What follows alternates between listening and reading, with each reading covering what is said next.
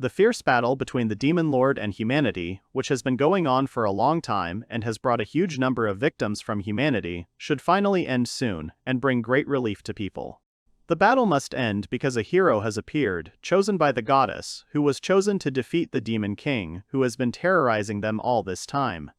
While L was fighting with the Demon Lord, his close friends, who stood aside and tried to help him in some way, called out to him and said that they were at the limit, so they urgently needed to retreat so as not to be defeated. The girl with short hair shouted at him and desperately asked him not to die for anything, even though they themselves would have to retreat. The young man turned over his shoulder at the voice of his friends and shouted to them that the rest of the battle would remain on him, so they needed to hurry up and leave. After informing her friend of her departure, the girl spread her arms and used a teleportation spell. After that, L turned to the Demon King and said that now he needed to end this once and for all. When the Demon Lord rushed at him, L begged the goddess to lend him her protection. After the battle, L opened his eyes and saw only darkness in front of him. He cursed and used a light spell. After that, he looked around and saw a whole mountain of skeletons, which made the young man scream in fright. After seeing the skeletons, L assumed that he was underground, which is why it was so dark here. He thought that it would be nice for him to get out of there before he died alive without air.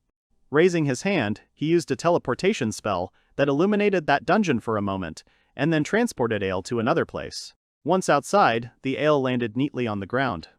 Looking around, he saw that absolutely everything in this place had been destroyed because of his battle with the Demon Lord. El raised his hand to then grab the helmet from his armor and take it off his head. Then he put the helmet on the ground under his feet. Straightening up, El turned his head to mess up his hair. The young man stared at one point and said that he had finally defeated the Demon Lord and saved humanity from destruction. He decided that he needed to pay tribute to the goddess for the protection he had asked her for back then. Suddenly, the sword that El had been holding in his hand glowed brightly. The young man lowered his head in surprise and asked what was going on. The light coming from the sword became even brighter and swirled in a vortex. This vortex expanded, completely surrounded LA, and then rose up. From this vortex, a very beautiful woman appeared, who shone brightly and hovered in the air, peacefully closing her eyes. It was a goddess. El looked up at the goddess who had decided to come to him. She looked down at him and smiled gently. She turned to the main character, calling him by his full name, Noel, and said that she was very glad that the young man was still alive. The goddess said that her powers did not extend to the lands of the Demon Lord, so while Noel was unconscious, being under the rubble, she could not even guess whether he managed to survive or not. She began to go down to Noel and suddenly said that the young man had been fainting for 6 months, so she was very worried about him. Because of the goddess's words that he had been unconscious for 6 months, El opened his eyes in a daze. He started when the realization came to him that a lot of things could have happened during this time, and exclaimed anxiously that this simply could not be. Suddenly, Noel had a flash of realization, and he remembered something. This made him even more nervous, because he remembered his comrades. The young man excitedly asked the goddess if they were okay. Lowering her head, the goddess quietly said that Ollie's friends were fine, but regret was written on her face. After hearing that his friends were safe, El was finally able to relax and smile.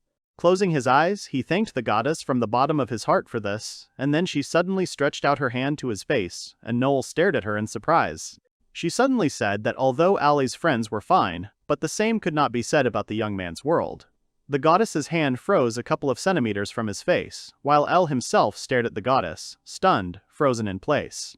The goddess told that Noel's kingdom, Lavania, declared that the hero who defeated the Demon Lord in a hard battle was Prince Cain Lavania, who smilingly accepted the applause of the people, which he did not deserve.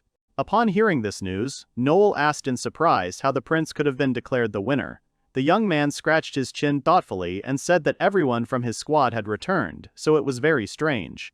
Having plucked up the courage, the goddess closed her eyes and cruelly reported that Noel's friends were now pretending that Ailey himself had never been at that battle, and all this by royal order. When she said that, El exclaimed in a daze. The goddess told that, forgetting about the victory that Noel had won, Aina became a magician at the court and bowed before the king. Having reported this news, the goddess continued and told that the knight Gudal also forgot about Noel and received a luxurious mansion in the capital, as well as a whole harem of beauties. Saint Stella also forgot her friend and was engaged to a false hero who deceived everyone by saying that he had defeated the ruler of demons, Cain Lavanius.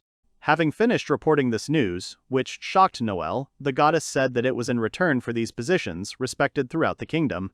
Raising his head, El said that, in return, sounded very strange, because these were all awards. Suddenly, he stared at the goddess in a daze, frowning in disbelief when he realized that Stella was now engaged. Lowering her head, the goddess said regretfully that this was exactly the case. In surprise, El clutched his head and wondered when Stella had managed it, because for him this news was too unexpected, because he had known the girl since childhood, when she had fun playing with him. If Noel could still somehow accept that Stella was engaged, the fact that she was engaged to Prince Cain of Lavon was even stranger news for him. Then the goddess distracted Ale from her thoughts and offered to tell him about the reason for the imperial decree that everyone should keep silent about the identity of the real hero. Noel raised his head and began to listen attentively to all that the goddess was saying. The goddess told him that the hero who defeated the demon lord was their last hope of salvation. But if that hero died, not only the people of their kingdom, but absolutely all of humanity would be in turmoil. The goddess said that the banner of hope, in the person of the hero, existed in order to give hope to people exhausted by many years of war. When the goddess stopped telling him about it, Noel pressed his hand to his chin and frowned uncomprehendingly at the fact that he was so easily replaced. The goddess guiltily looked away and said that she understood the intentions of the emperor who issued this decree, because he wanted to keep peace in the country. After that, El tightened his grip on the hilt of his sword. He abruptly straightened up and exclaimed that he was alive, so now everything could change. The goddess immediately destroyed his hopes, saying that even if Noel returned to the kingdom, the real identity of the hero would still remain a secret. When his last hope was shattered, Noel made a sound of understanding, and then lowered his head because he felt a strong mental pain, because now everything could not be the same as before. The goddess tried to calm him down and said that the identity of the real hero was being kept secret so that the demon lord would not return. But there were also personal intentions of the king. The goddess said she didn't even think it would come to this. Lowering her head, the goddess worriedly said that there was something strange about it. The king has long been suspicious. The goddess still didn't trust him, so she was dealing with all this now. The king sat on his throne, towering over his subjects, and said with a smile that everything was just amazing, because the heroes came from his kingdom. After looking at the knight named Noel who was on his knees, the king turned to Tom and said that he hoped that he would continue to fulfill his duties. After that, the hard way began for the sake of protecting people and their country. Remembering this, El bitterly wondered what would have happened if it hadn't been for him, and he wouldn't have defeated the demon ruler. But now everything Noel was fighting for belonged to another man who didn't deserve it. The goddess bent over the young man and pulled him out of her thoughts. Cupping his face in her hands, she asked Ale what he was going to do now. He lowered his head and said heavily that, in fact, he didn't even know what he was going to do. He then raised his head and smiled faintly, saying that he wasn't going to calm down because he wanted to live a peaceful life. To begin with, Noel returned to his home and thought about the future. At home, he packed all his belongings into a backpack, and then, puffing, he put it on his back and left his house. Finally, the goddess thanked him for saving their world from the demon lord and wished him good luck in his future life. El came out of the forest and came to the city, where a knight greeted him at the entrance. Once in the city, El began to look around. The goddess blessed Noel for a happy life, and when he came to the city he came to a cafe, where he ordered himself a drink and a couple of plates of food. The cafe owner asked Al if he had come from far away. Sitting down at the table, Noel saw a poster on the wall, on which there was a congratulation of Saint Stella on pregnancy. Noel asked in surprise what it was, and he told him that it was a news report that his wife had embellished. The owner of the cafe smilingly announced that Saint Stella was pregnant, and exclaimed that this was a real miracle for which the whole city rejoices. Noel took the news quite hard that Saint Stella was pregnant and engaged to the prince. After eating, El paid for the food and left the city, where he stayed for quite a while. Walking through the forest, El looked at the sky and sighed heavily, regretfully thinking that now he can't even congratulate Saint Stella, his ex-girlfriend, on her pregnancy, because now everyone thinks that he simply does not exist. Suddenly, an explosion occurred in the forest right in front of Noel, which caused a pillar of fire to rise tens of meters above the trees. Seeing this, El stood stunned in place, not understanding what was happening. The young man realized that this explosion was coming from a village nearby. Without thinking twice, he took off and hurried to that place, jumping from place to place in order to figure out what had happened there. Running there, Noel stopped in surprise and frowned, tightly pursing his lips, because there was a huge hydra that was growling loudly, turning its heads. Right in front of the hydra, there was a small figure that turned out to be a woman. She put her hand out in front of her, trying to somehow stop the hydra coming at her, but the woman was already weak and badly injured. At the same moment, the hydra rushed at the woman, opening all its 5 mouths. The woman cowered in fright and closed her eyes, preparing for her death. But suddenly, a sound was heard, and when the woman opened her eyes, she realized that she was still alive. Lifting her head, the girl realized that she was in the arms of a young man who was using magic to defend himself from the hydra. Lowering his head, he asked the girl if she was okay. Hydra clearly did not like the fact that someone appeared who rebuffed her and did not allow her to eat the girl, so the monster growled indignantly and rushed at Noel. He did not blink an eye, after which he rushed straight at the hydra and attacked it with his sword with lightning speed. Frowning, Noel watched as blood sprayed out in all directions from his blow. In order to fight the hydra, he had to let go of a strange girl on the ground, so she sat on the ground during the battle with the hydra and stared dumbfounded at the stranger who saved her at the last moment. When Hydra was defeated and lay lifeless on the ground, Noel stopped in front of this girl. She got to her feet and exclaimed admiringly that the young man had just stunningly defeated the hydra alone. Finally, Noel spoke and drew attention to the girl's condition and said that she looked very battered after the battle with the hydra. Elle asked if she was hurt. The girl pressed her hand to her chest and said with a smile that she was not injured, and that everything was fine with her, thanks to him. She thanked Elle for single-handedly saving her from Hydra. Suddenly, the young man noticed something and opened his mouth in a daze. He found a collar on the neck of the girl he rescued, which meant that she was not free, and asked the girl if he was mistaken in his assumptions. When Elle drew attention to her collar, the girl pressed her lips tightly together. She lowered her head and said with pain in her voice that she was actually a warrior, that's why she was wearing this collar, which means that she has a master. The girl looked away and told that she, as a warrior, was given a task, and, to make sure that she would not escape while completing this task, they put this collar on her. Suddenly, Noel suggested that the girl just take this collar off her. At his suggestion, the girl exclaimed in amazement and asked about it again. Raising her hands, the girl wanted to object and say that this was impossible, but she did not have time to finish, as Noel put his hand in front of her and used a spell of destruction. Immediately after that, the collar fell off and just fell to the ground. The girl sat down on the ground in surprise, not understanding how it happened, and muttered that it was the strongest collar that could not be destroyed by anyone except the head. When the girl sat down, Elle noticed that, in addition to the collar, she also had a seal on her, which, just like the collar, made her an unfree person.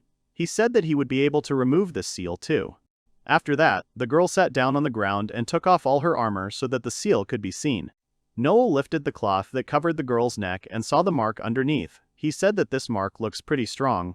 The girl told him that the seal that was applied to her was unique, because she would not be able to remove it even if she gathered all the magicians, so she was told.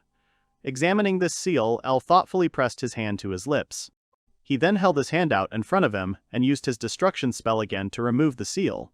The spell immediately took effect, and all the seal that was on the girl's body began to peel off.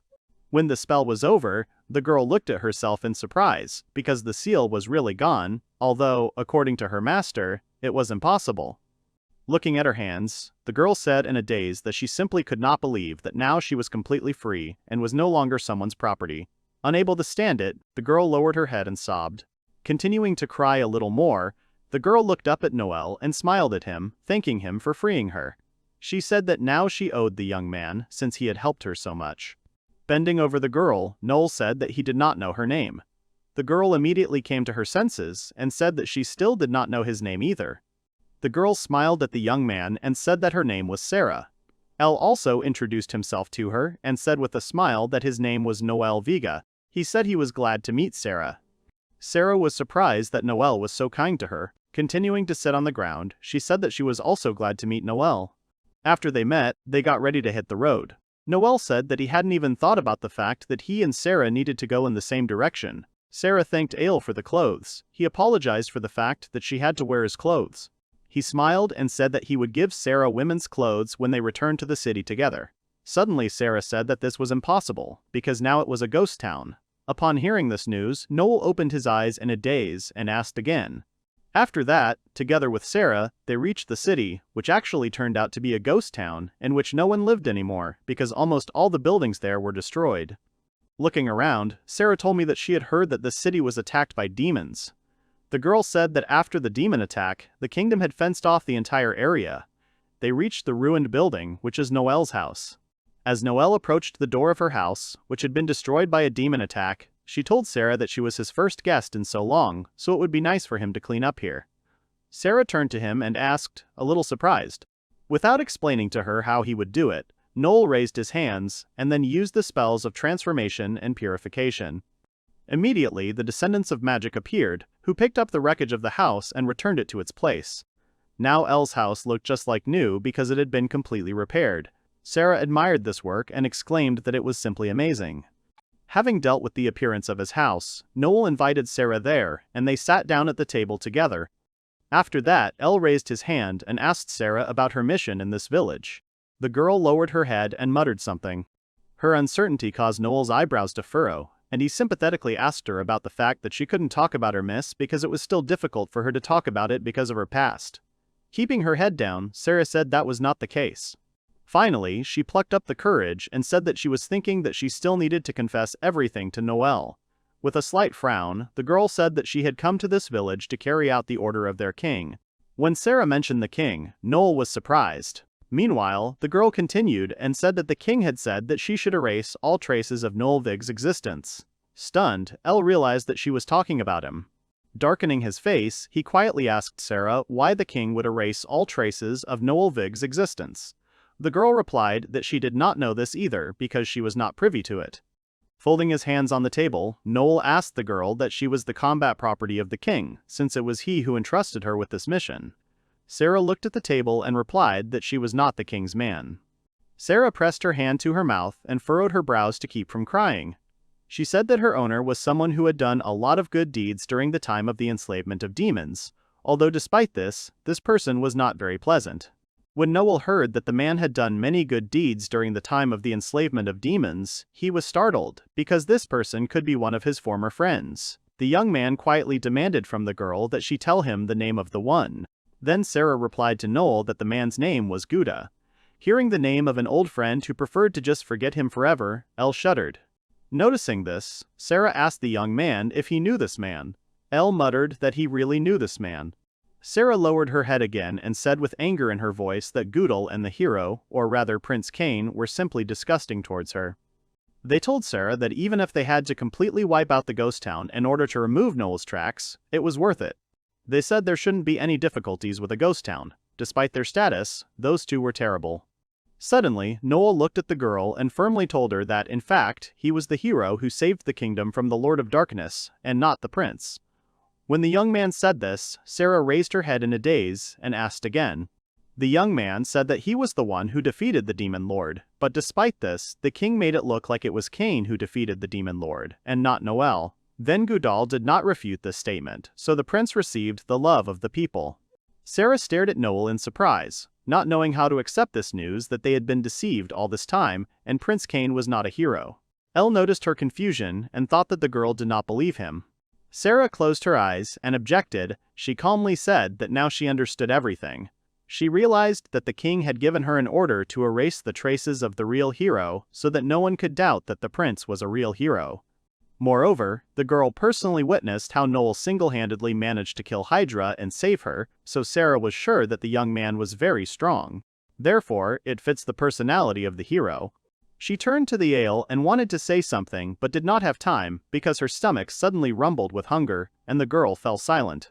She bit her lip and looked down, blushing in embarrassment. Realizing that the girl was hungry, Noel smiled and laughed. He got up from the table and said he would cook something to feed her. Sarah immediately jumped up from her seat and exclaimed that she would help him with the cooking. In order to cook something, they needed water, so Noel and Sarah went outside to the well to get water, but found that it was completely empty. Looking down, Noel said that it was very strange, because the Earth Goddess protects this land, so it was impossible that the well had dried up. Closing her eyes, Sarah leaned over the well and listened, but she could not hear the sound of water. This made Noel even more wary. He furrowed his brows and scratched his chin thoughtfully, thinking about what could have happened to the water. After thinking about it, he suggested that we go and check on the hacker. When they came to the place where the hacker was, they were both surprised. They found seals there that were used by demons. They contained such power that they could bind a god or a spirit, not to mention that only the demon himself could remove them. Looking at these seals carefully, Noel assumed that they were parting gifts from the demons after the attack on the city. Frowning, Sarah seriously agreed with Noel. Suddenly, the young man clenched his hand into a fist and swung, deciding to remove the seals from this well. When he did, Sarah started up and asked in surprise what he was doing. After Noel broke the seals, water splashed out of the well in all directions. Suddenly, the water swirled and formed a pillar of water that towered over the forest, and a girl jumped out of it, who joyfully exclaimed that she was back now. Delighted, the short girl landed on the edge of the Hokoru, from which Noel released her, tearing off the seals of the demons. She called Ale a hero and thanked him for saving her. The young man was very surprised when the girl recognized him as a hero. He approached the girl and asked in a daze that she knew him, since she immediately called him a hero. The girl put her hands on her hips and exclaimed that this was so, because except for the hero, no one could remove the seals, and she also felt the protection of the goddess on him. Hearing that the girl really understood that he was a real hero who defeated the ruler of demons, Noel smiled and tilted his head to the side, joyfully saying that he no longer even thought that someone would be able to see a real hero in him. The girl jumped off the edge of the Hokoru and came closer to Noel and Sarah. Standing in front of them, the girl told them that in fact she is the goddess of the earth, who was not so sleepy that she did not notice the hero because of the restriction of the seal. Sarah bowed her head in surprise, doubtfully asking if the girl they took out of Hokoru was really the goddess of the earth, because compared to them she was very small, and Noel reached only to the waist. The goddess of the earth was startled when she heard that because of her height she was not recognized, and irritably exclaimed that she was not as small as they say. Suddenly, she felt something and craned her neck. Confirming her fears, the earth goddess shuddered in shock and furrowed her brows. At the same moment, she jumped back, pointing a startled finger at Sarah, who stepped back, raising her hands. The goddess screamed that Sarah was a demon. Noel wrapped his arms around the girl so that she would not kick, and with a soft smile tried to calm the frightened girl, saying that everything was fine and in fact Sarah was a good demon. The goddess looked up at him and asked in surprise. When the goddess finally calmed down and stopped being so afraid of Sarah, Noel put her on the ground. Sarah came up to them and looked thoughtfully at Ale. After being silent for a while, she asked if it was true that he knew from the very beginning that she was a demon.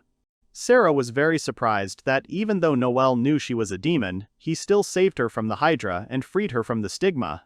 Elle explained to her with a smile that she was in danger, that's why he saved him, because it doesn't matter to him who she is, a human or a demon. Sarah lowered her head and smiled when Elle said that. The earth goddess jumped up and said that everything was fine, since Sarah was a good demon, and then she offered to introduce herself to them, calling herself Aqua. Aqua said she was the goddess of the land of their friendly and awesome neighborhood. After Aqua introduced herself, Noel and Sarah smiled and introduced themselves too. Suddenly, at the most inopportune moment, Aqua's stomach rumbled with hunger, and the girl clutched her stomach. The goddess was not at all embarrassed and, raising her head, bluntly stated that she was very hungry. When the girl said this, Noel laughed, closing his eyes, and said that, as it turns out, even gods can actually be hungry. Noel exclaimed and suggested they cook something together. She looked at Aqua, who was much shorter than him, and asked if she could summon water. Aqua immediately agreed, then she filled the bucket with water using algae. When they finally had water, they were able to cook a meal, for which they did all this work. After a while, several plates filled with fresh food appeared on the table. Noel hoped they would like it. After sitting down at the table, Sarah apologized to Noel with regret because she couldn't help him. Besides hunting, but because of that, she had an idea how to use a knife. Elle introduced it and told Sarah not to worry. Aqua picked up the greens that were in the plate with her food with a fork and asked if it was a weed. Noel turned to the goddess and said that it was not a weed, and wild grass, which is edible. Aqua realized that it wasn't really a weed.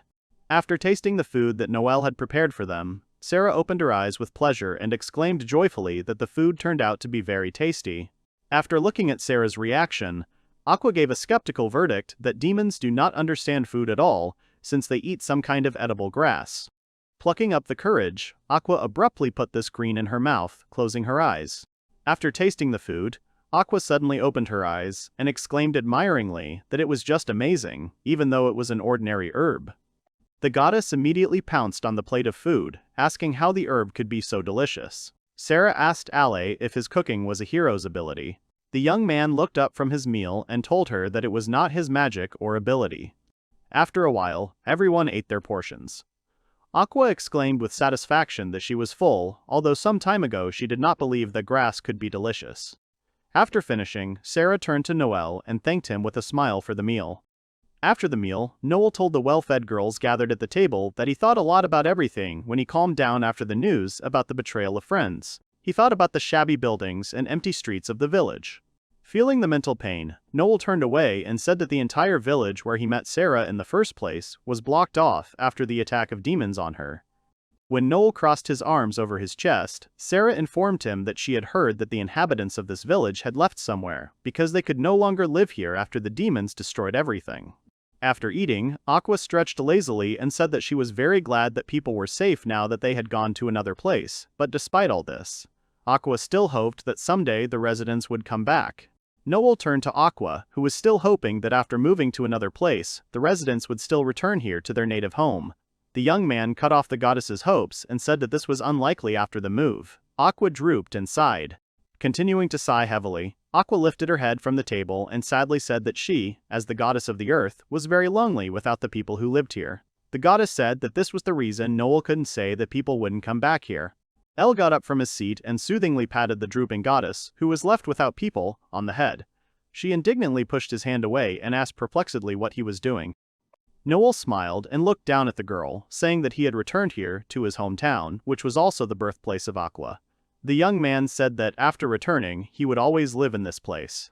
Aqua looked in surprise at Noel, who was standing next to her, and asked if he would really live an ordinary village life despite the fact that he was the hero who saved this kingdom, because the people should love him, not the prince. Noel smiled and crossed his arms over his chest, saying that this quiet life would not be quite ordinary because he was someone who was able to work for 100 people, so he would be able to work alone, but the result would be like from a whole crowd of people. He waved his hands and said with a smile that it would be very cool if they could revive the village to the state it was before. El asked Aqua, who was looking at him in surprise, if she agreed with his words. After hearing his suggestion, Sarah immediately raised her hand and exclaimed that she would also help them rebuild the village. Noel leaned over Aqua, who was still sitting on the chair, and said with a smile that he would look forward to it.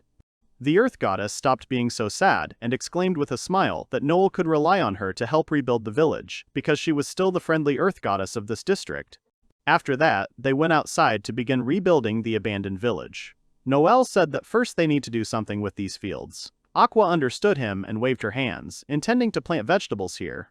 She abruptly raised her arms above her, which caused a whole wave of water to appear over her head, which was needed to revive this dead soil so that they could then plant vegetables in this barren place.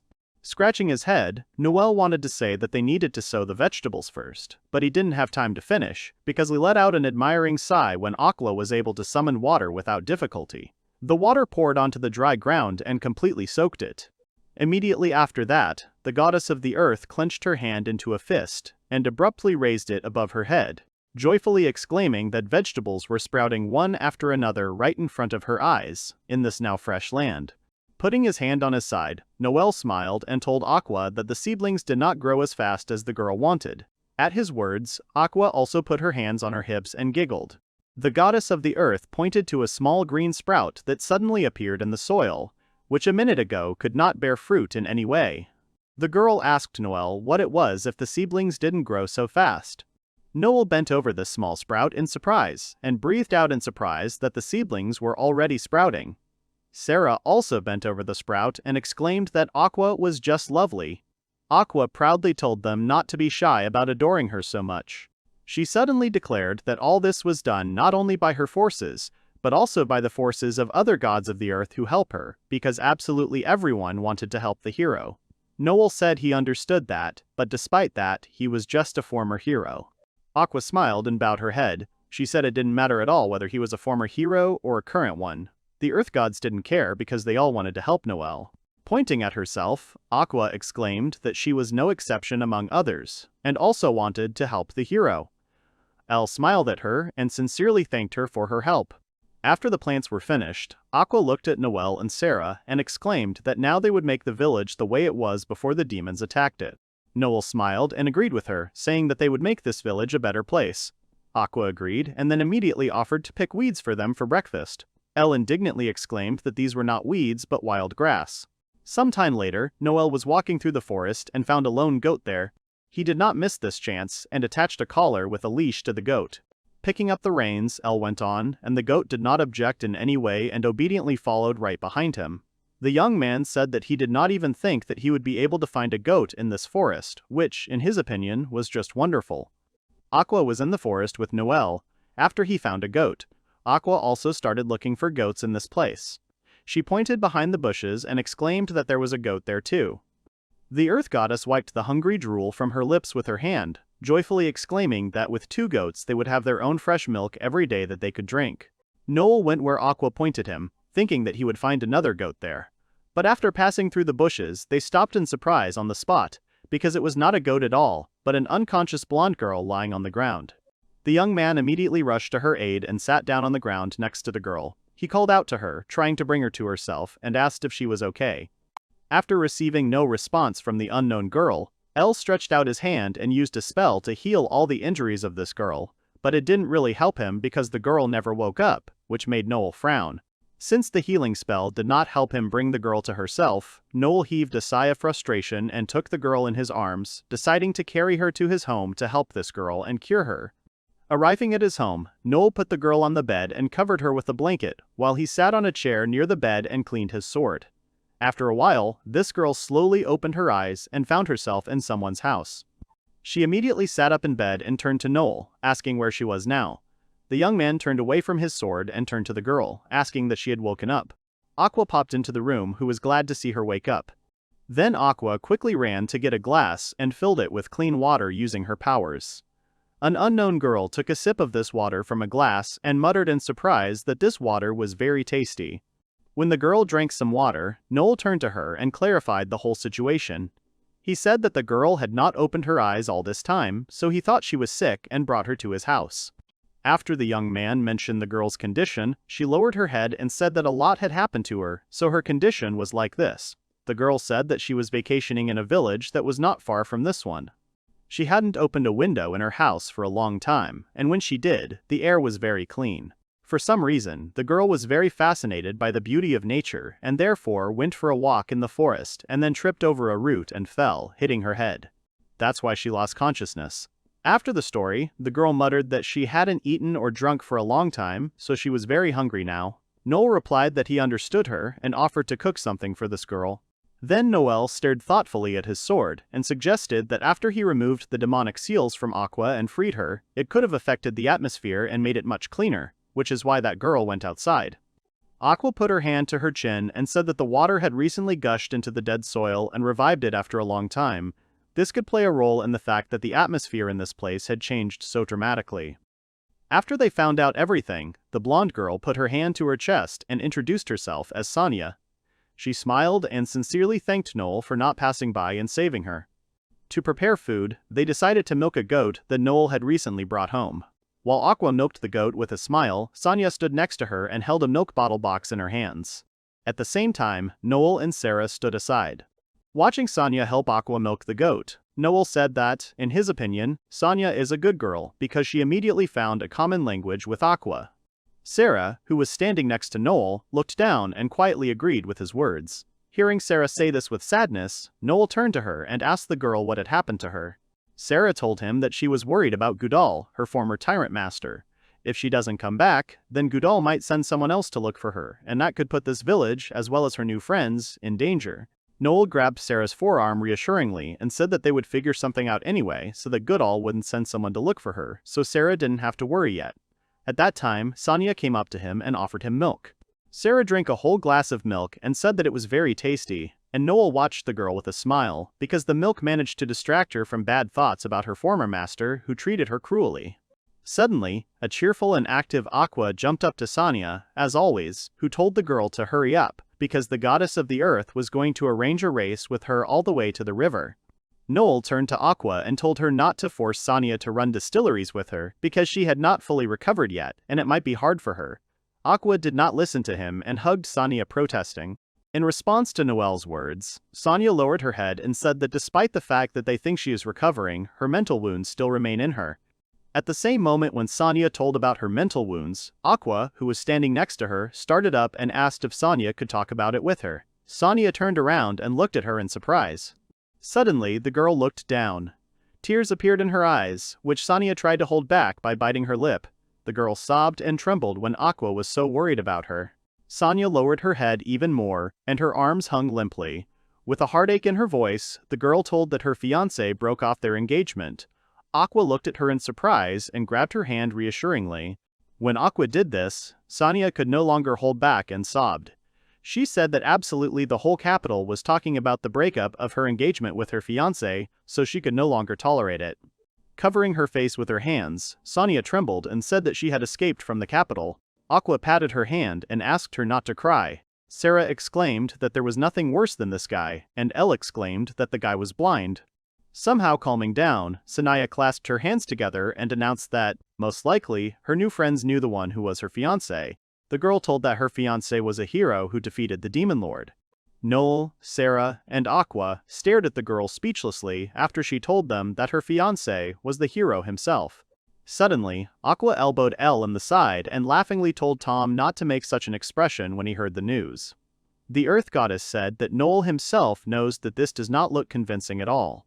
Calming down a little from the shock, Noel turned to Sonia and asked if Prince Cain was her former fiancé. The girl immediately replied that it was indeed Prince Cain.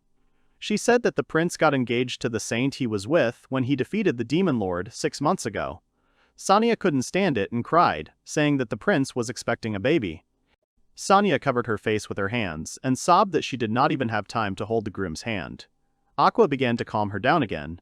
Sarah exclaimed that Cain was definitely the enemy of women, and Sonia was not to blame for this. Elle exclaimed that she was very sweet. After Noel called Sonia cute, Aqua and Sarah silently froze in place, staring at the young man. He immediately came to his senses and awkwardly cleared his throat, putting his hand to his face to look serious. Noel turned to Sonia and said that of all people, it was her ex-fiancé who was now engaged to Saint Stella who was a lying hero. Sonia calmed down and looked at Noel questioningly, putting her hand to her chin. Noel replied to her that that was exactly what the story said.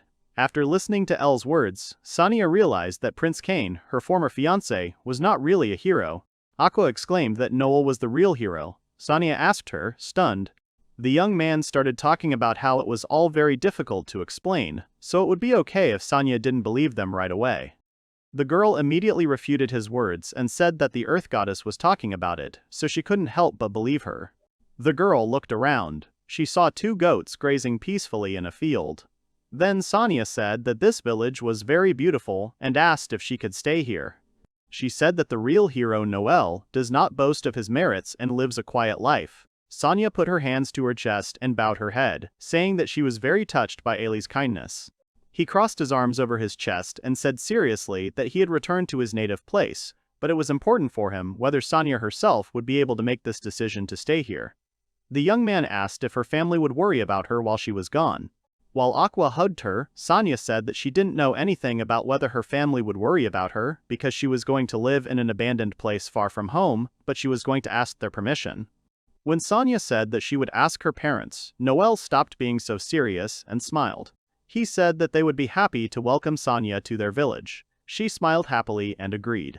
After a while, Sarah shouted that everything was ready and went into the room.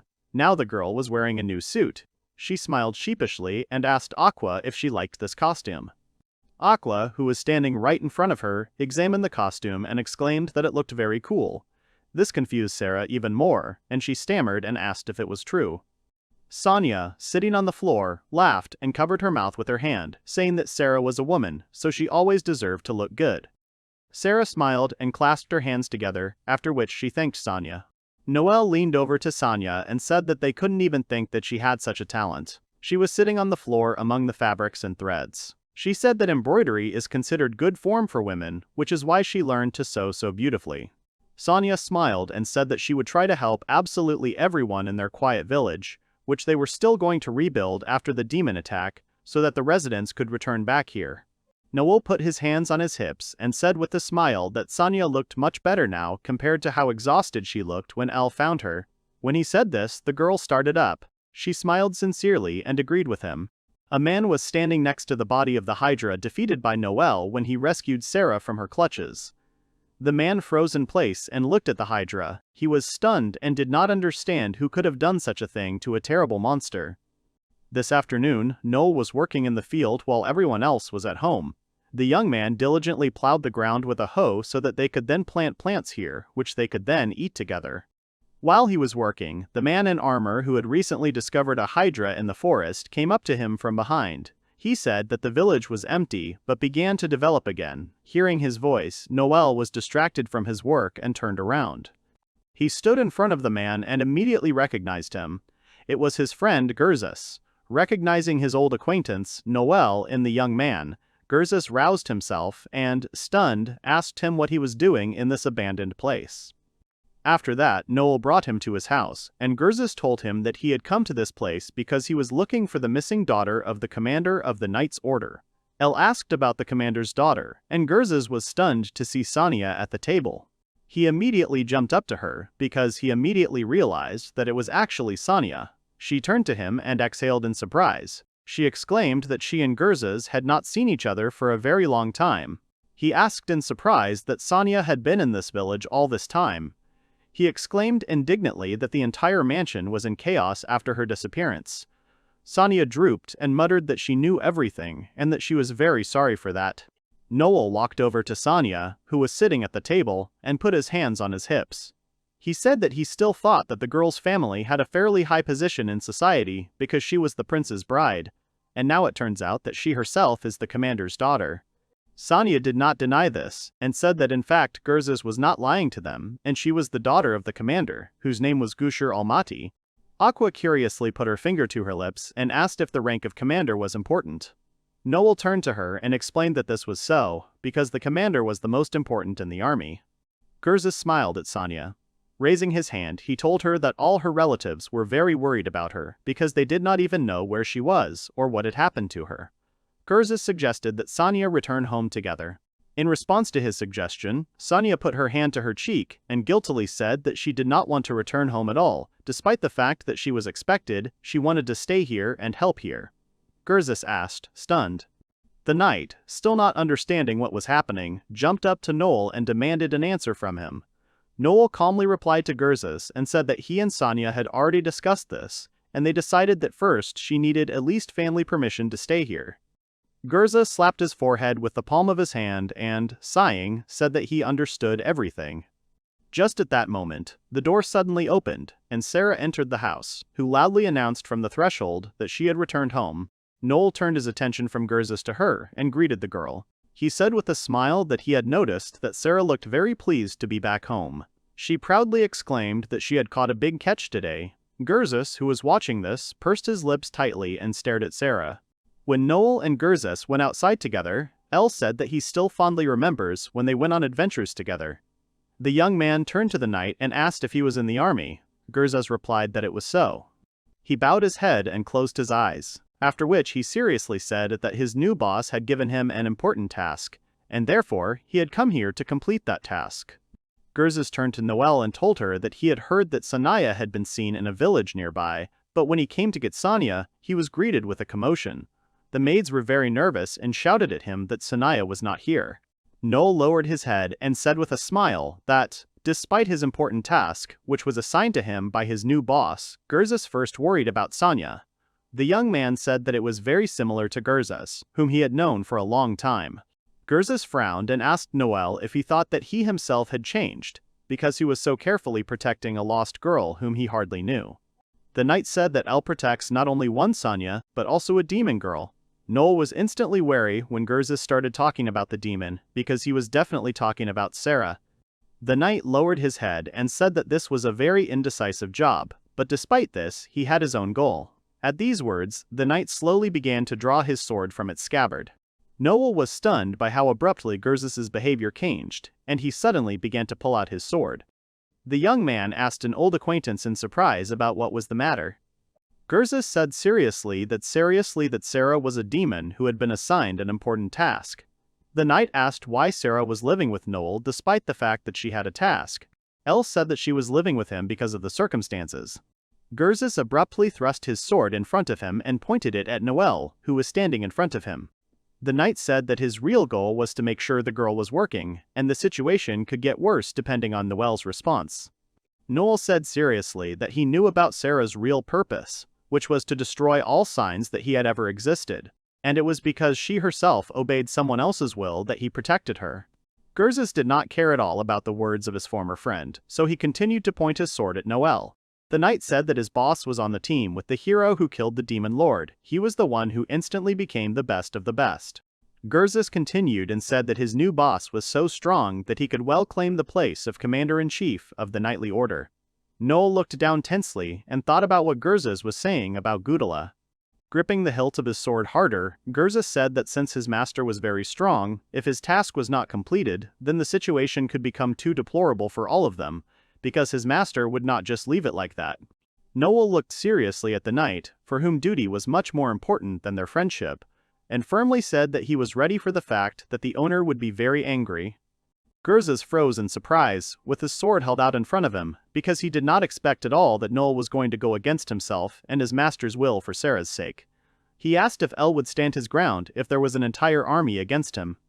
Noel was not at all afraid of the prospect that he would have to fight an entire army to save Sarah, so he replied to Gurzus that he was ready to do it. At the same moment, the knight planted his feet more firmly on the ground to attack. Noel furrowed his brows, preparing for the fact that he would have to fight Gurzus, who was stubbornly striving to fulfill his knightly duties. Seeing that Noel was not going to give in to him at all, even despite all the threats and danger to his life, Gurzus froze in place with his sword held out in front of him. Finally, he calmed down and sighed heavily, lowering his head. He scratched the back of his head and lowered his sword, ceasing to be so tense. Gurzus calmly said that he understood why Noel was willing to do all this to save Sarah. Gurzus muttered that Noel had done a strange thing by supporting the demon girl. The knight asked if Elle knew that Sarah was not a free person, but only someone else's weapon. Elle replied that he had already removed the collar from Sarah. Upon hearing about this, the knight asked Elle about it in a daze. He asked if Noel could really take off such a collar. Elle calmly replied to him that it was because he was a hero. After that, Gurzus was even more stunned. For a conversation, Noel brought him to his house. There, Gurzus was finally able to relax enough to take off his knight's armor. Elle put Sarah's collar on the table, and Gurzus cursed, because he was convinced that Elle was really a hero.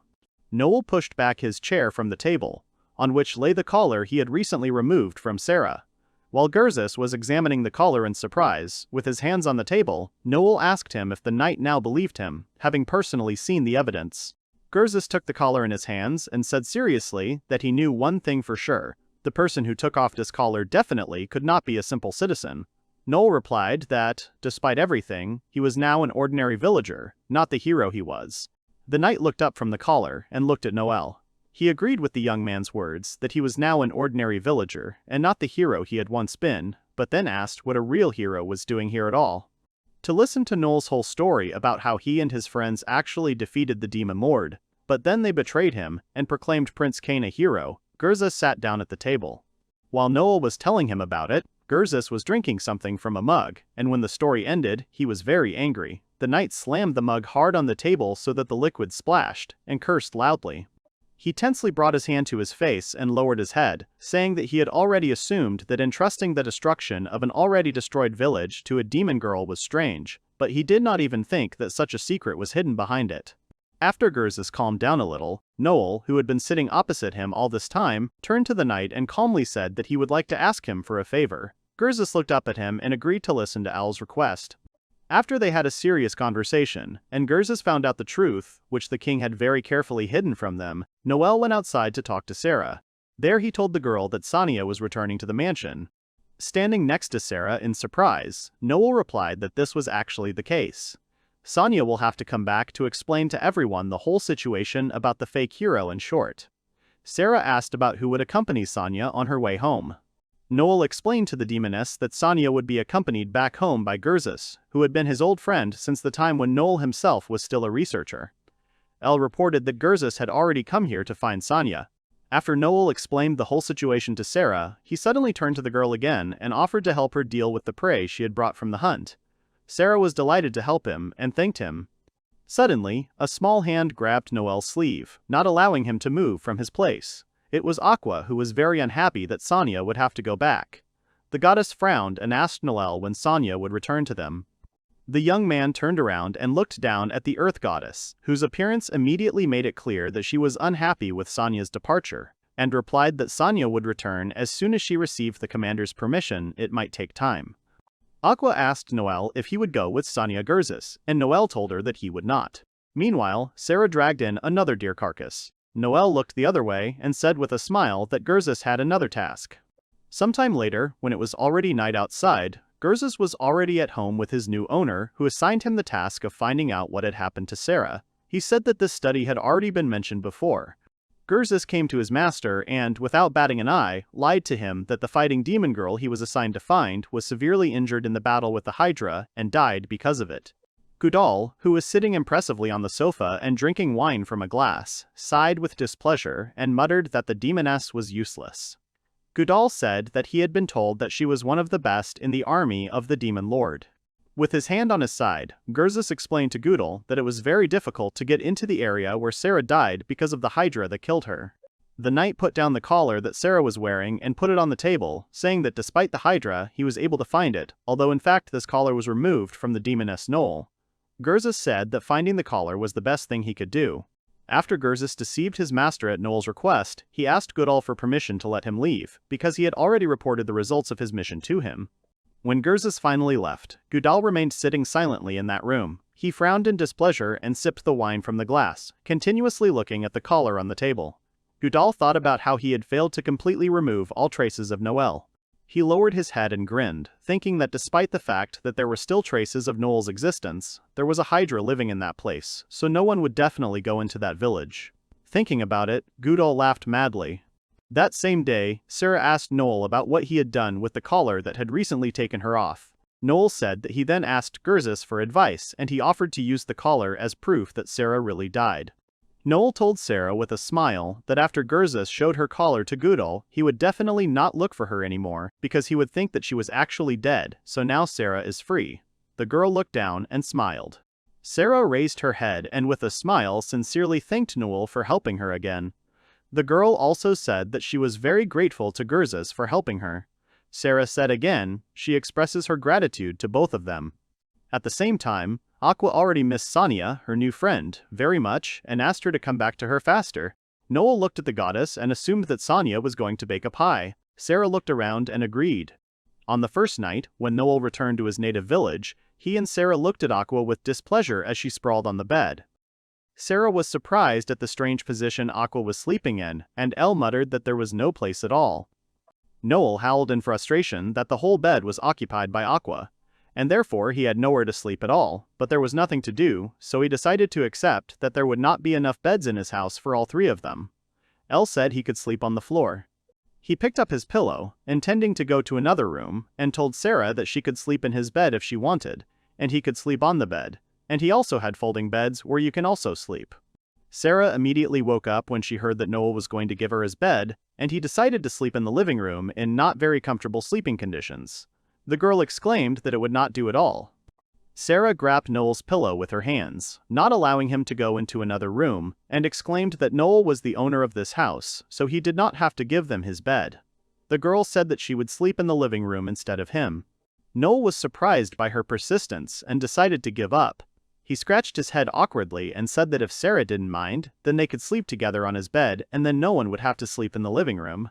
Then Sarah was glad that none of them would have to sleep in the living room, and, without hesitation, exclaimed enthusiastically that she did not mind at all that the two of them slept together in the same bed. But when they both went to bed, Sarah immediately regretted her impulsive decision, because while Noel was sleeping peacefully with his back to her, the girl was very embarrassed that she was not sleeping alone and could not sleep all night. The next morning, when they both woke up, Noel sat up in his bed and told Sarah that she looked tired. He asked the girl if she had slept well. She replied that she had almost slept enough, and also that she always looked tired. The day after Sonia left them at home to tell everyone the truth about the hero, someone's indignant exclamation was heard on the street. It was Aqua, who was very unhappy that their oven wasn't working. Noel, who was standing next to the Earth Goddess, replied that it was so. He said that the oven looks quite intact from the outside, but it works from magic, and there was nothing inside the oven. Elle said that it was actually very convenient. After looking at the magic oven once more, Noel said that it was impossible to fix these magic parts that were broken so easily. This upset Aqua even more, and she asked if they could definitely not be repaired. Elle tilted his head to the side and doubtfully muttered that he could try to fix these parts, but he could not give an exact answer about whether he would be able to fix everything. Aqua immediately became inspired and began to persistently beg the young man to fix the magical parts anyway so that the oven would finally work. Noel realized that it was so easy for him not to get rid of Aqua and, sighing heavily, agreed. Just at that moment, Gurzus appeared right behind them, who had returned from the task that Noel had assigned him. He asked about what Ale and Aqua were doing at this magical oven. Noel smiled at his friend, who returned to them, and gratefully said that Gurzus had helped him a lot by convincing Goodall that Sarah was dead. Gurzus said that there was nothing to thank him for, because Noel had asked him to do it, being his friend. After that, the two friends sat down at a table with 2 glasses of water on it. Gurzus spoke again and asked if Noel remembered the girl who betrayed him and then became a court magician after defeating the demon lord. Noel immediately became serious and replied that he still remembers that girl, Ina, who actually helped him in the battle with the demon lord, and not Prince Cain. After making sure that Elle remembers Ina, Gurzus said that Ina was locked up. The young man was very surprised that someone had managed to lock up Ina, who, as he remembered, had always been very proud, so he would hardly have allowed her to be locked up so easily. At the same time, Sonia was walking across the field, making her way through the tall grass that was moving in the wind. Sonia reached the cemetery, which had been empty for a long time, and saw a girl standing there with her back to her and silently looking at the grave. Sonia was holding a whole basket of flowers in her hands. She greeted the girl and asked if she knew anyone from the village. The girl replied that she did not know, but that was how her old friend lived, who died while performing a dangerous task. Sonia immediately realized that the grave where this girl had recently stood belonged to her old friend who had died. Sonia smiled awkwardly and straightened her hair, inviting that girl to come visit her. Sonia said she could make them tea and they could chat together because she was also new to this abandoned village. The girl did not refuse, and eventually Sonia brought her to the house where Noel and the others lived. Opening the door, she loudly informed all the residents that she had finally returned. The stranger stood behind her and looked at her curiously. At that moment, Noel was standing next to Aqua, who was immediately glad that her friend had come.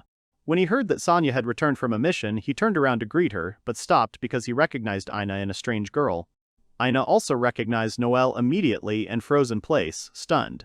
Sonia was as surprised as the two of them, so she abruptly turned to Noel and stared at him questioningly, not understanding how he knew Ina. Ina's legs and arms trembled violently when she realized that her old friend had not died. The girl dropped a bouquet of flowers on the floor, which she had been holding in her hands a couple of seconds ago. Tears welled up in the girl's eyes as she put a trembling hand to her lips.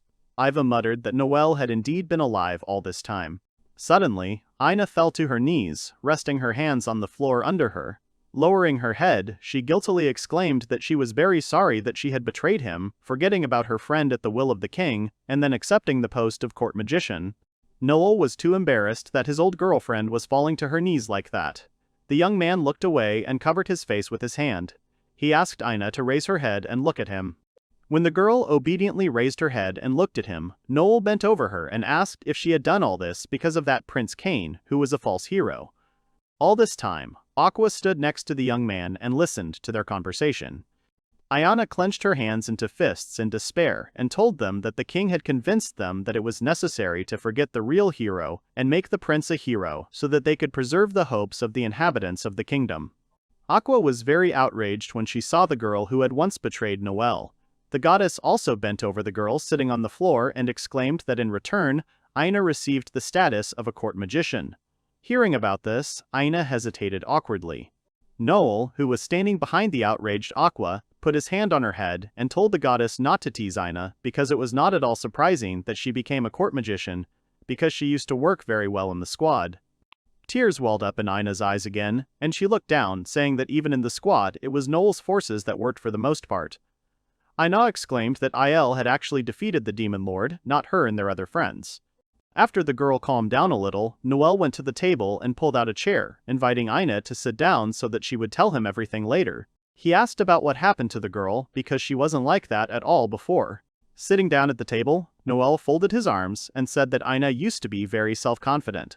The young man said that she was so brazen that she forced him to cook food. Ina also sat down at the table and lowered her head without answering anything. Noel put his hand to his forehead and asked about why Ina had returned to prison.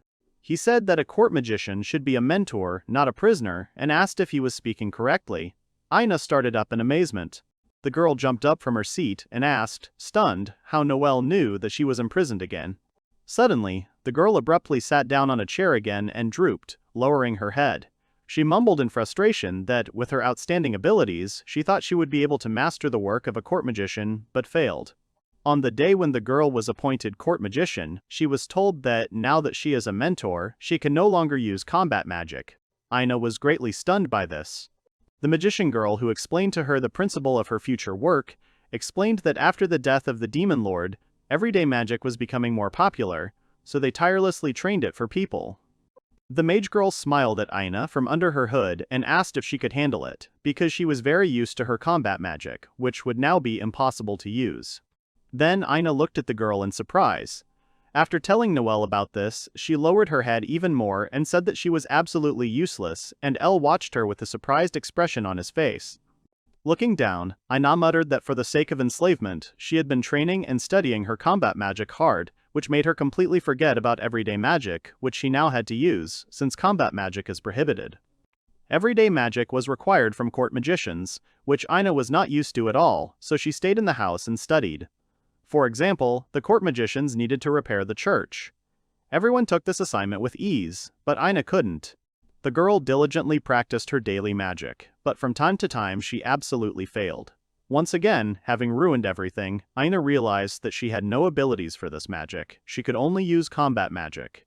Noel calmly listened to the story of his girlfriend, who repented of his betrayal, and, understanding everything, he said that it was for this reason that Ina escaped from the palace. In confirmation of his words, the girl hunched her shoulders more and remained silent. Suddenly she raised her head, gathering her resolve, and angrily said that, besides that reason, there was another reason why she had run away from the castle, leaving her position. Ina said she definitely had to tell Ale that. The girl raised her head and looked directly at Noel, after which she told him that the plan of the false hero Prince Cain to take the place of the real one had been thought out from the very beginning. Noel tensely asked Ina what she meant. Then Ina told Noel the cruel truth that after enslaving the demon lord, the hero who saved them was planned to be killed immediately so that Prince Cain would take his place. At least, that's what was originally planned. Noel was stunned by the news that he had been planned to be killed from the very beginning, even though it was he who saved everyone, and not Prince Cain. The young man stared at Ina in silence, his eyes wide open.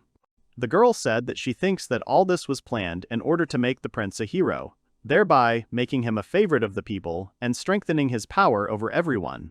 Noel asked if Ina had known all this from the very beginning. Ina guiltily lowered her gaze and said that she herself had only found out about it quite recently, after everything had happened.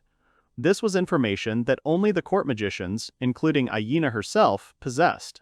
The girl said that a confidential document was hidden there, which could only be read by a few who held the appropriate position for this. She was a court magician, so she managed to read this document.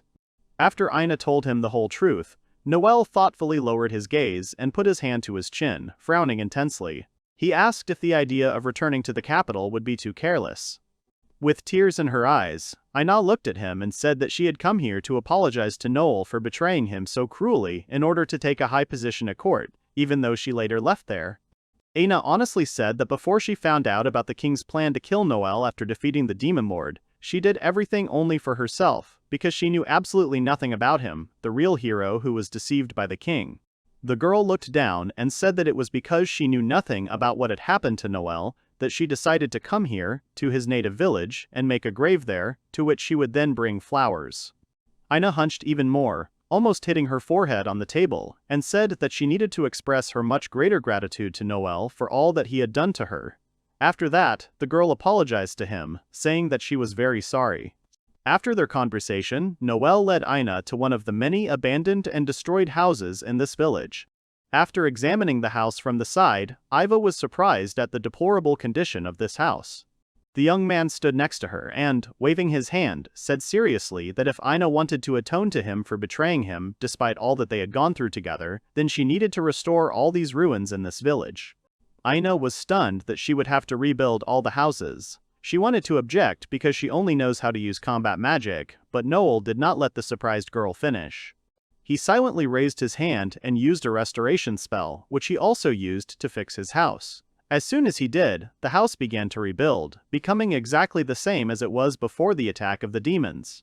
Ina looked at the completely repaired house, which was just like new, and thought that it was just amazing, because even among the court magicians, not everyone was capable of such a thing. The girl wanted to tell Elle that she couldn't do it. Noel, who stood behind her with his hands on his hips, calmly said that he would teach Ina everything that was needed to return home. The girl was distracted from looking at the house and turned around, asking in surprise.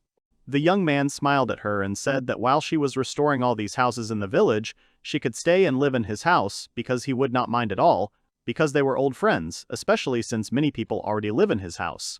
The fact that Noel was still kind to her brought tears to Ina's eyes, and then they poured down her cheeks.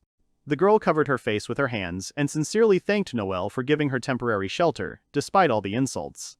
Suddenly, the goddess of the earth ran up to them.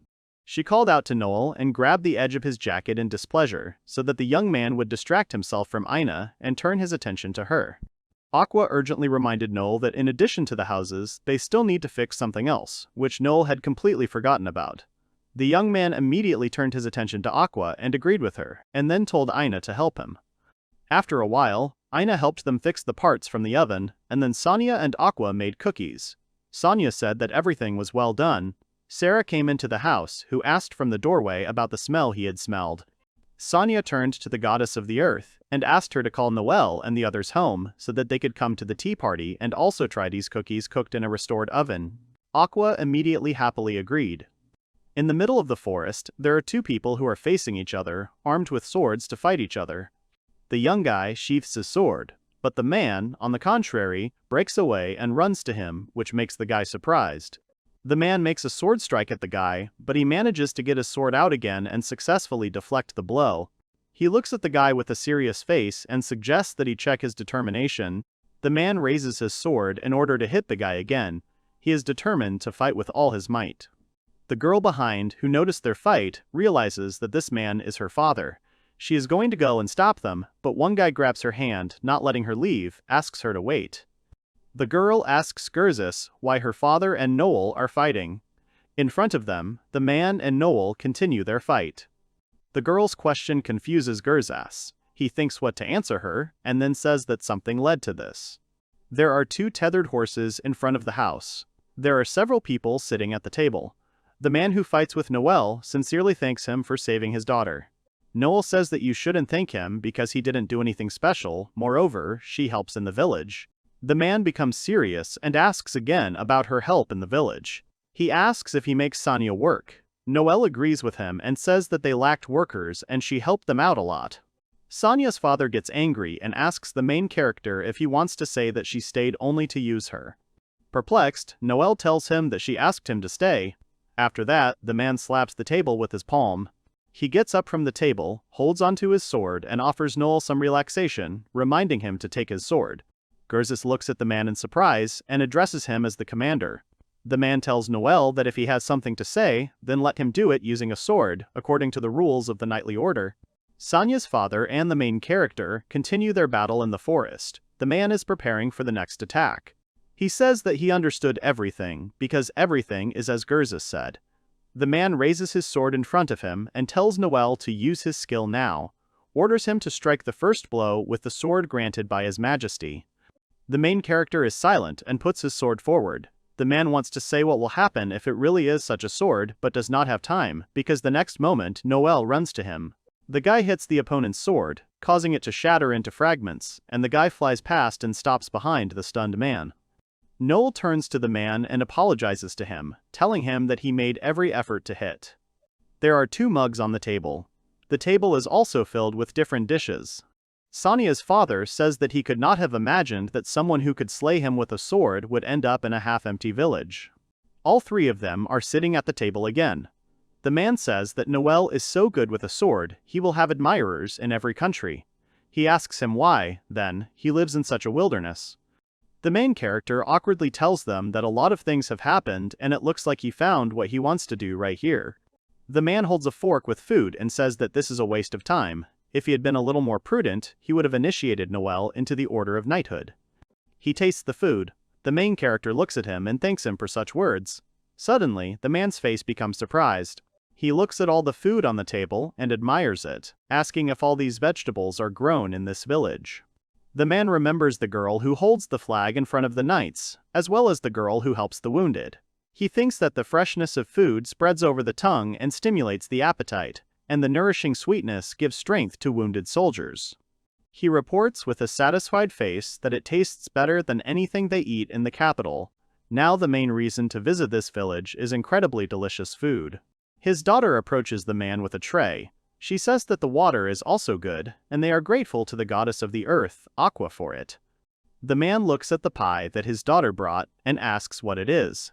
Sonia answers him that it is a meat pie that she made herself and really wanted her father to try it. The girl cuts a pie, and her father is surprised that she made this pie herself. Sonia answers him that she learned a long time ago, because her mother and the maids taught her. She remembers how she was taught to cook. She tells him that she wanted him to try it on his birthday. Sonia remembers sitting alone at the table. She says her father never came home these days, so she never got to show it to him.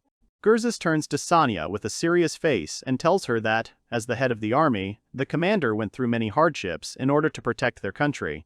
The girl looks at him and says that she knows, because she has not been a child for a long time. Someone is reaching for a plate with a cut piece of pie on it. Gurzis says his job is sometimes even more important than his family. The girl tells the main character that all this is important. Her father's job is to protect the country, protect its future, therefore, this is also important. The girl addresses the main character by name. Sonia's father tastes a small piece of meat pie that his daughter made and says that it is amazing. He had already eaten half a piece. The man apologizes to his daughter for making her feel lonely. The man looks at his daughter and says that now he intends to stay with his family. He asks Sonia if she will still make meat pies for him. Sonia looks at her father in surprise. Gurzis is also surprised and asks him again if he wants to stay. The man gives a positive answer.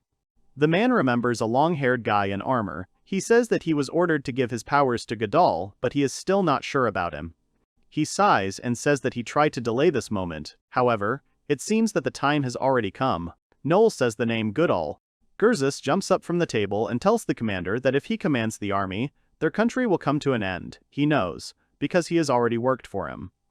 The man looks at him and tells him that he also has a strong feeling that he is not the one who should protect the country. But he cannot go against the king's order, simply because it seems so to him. Noel is watching their conversation. There are several wooden barrels. Sonia's father starts to say something. Noel asks if that guy is that disgusting. Gurzis says that Noel is a real hero. He says that this is obvious because the way he controls words with a sword is the style of the knightly order. Sonia's father says he did not ask him to be so eloquent as to ruin the word given to his family heirloom. Noel apologizes for that. The man becomes serious and says that if this is true, then he cannot entrust his duties to Goodall. There are various items on the shelves. The girl with pointed ears asks Sonia if Noel has finished talking to his father.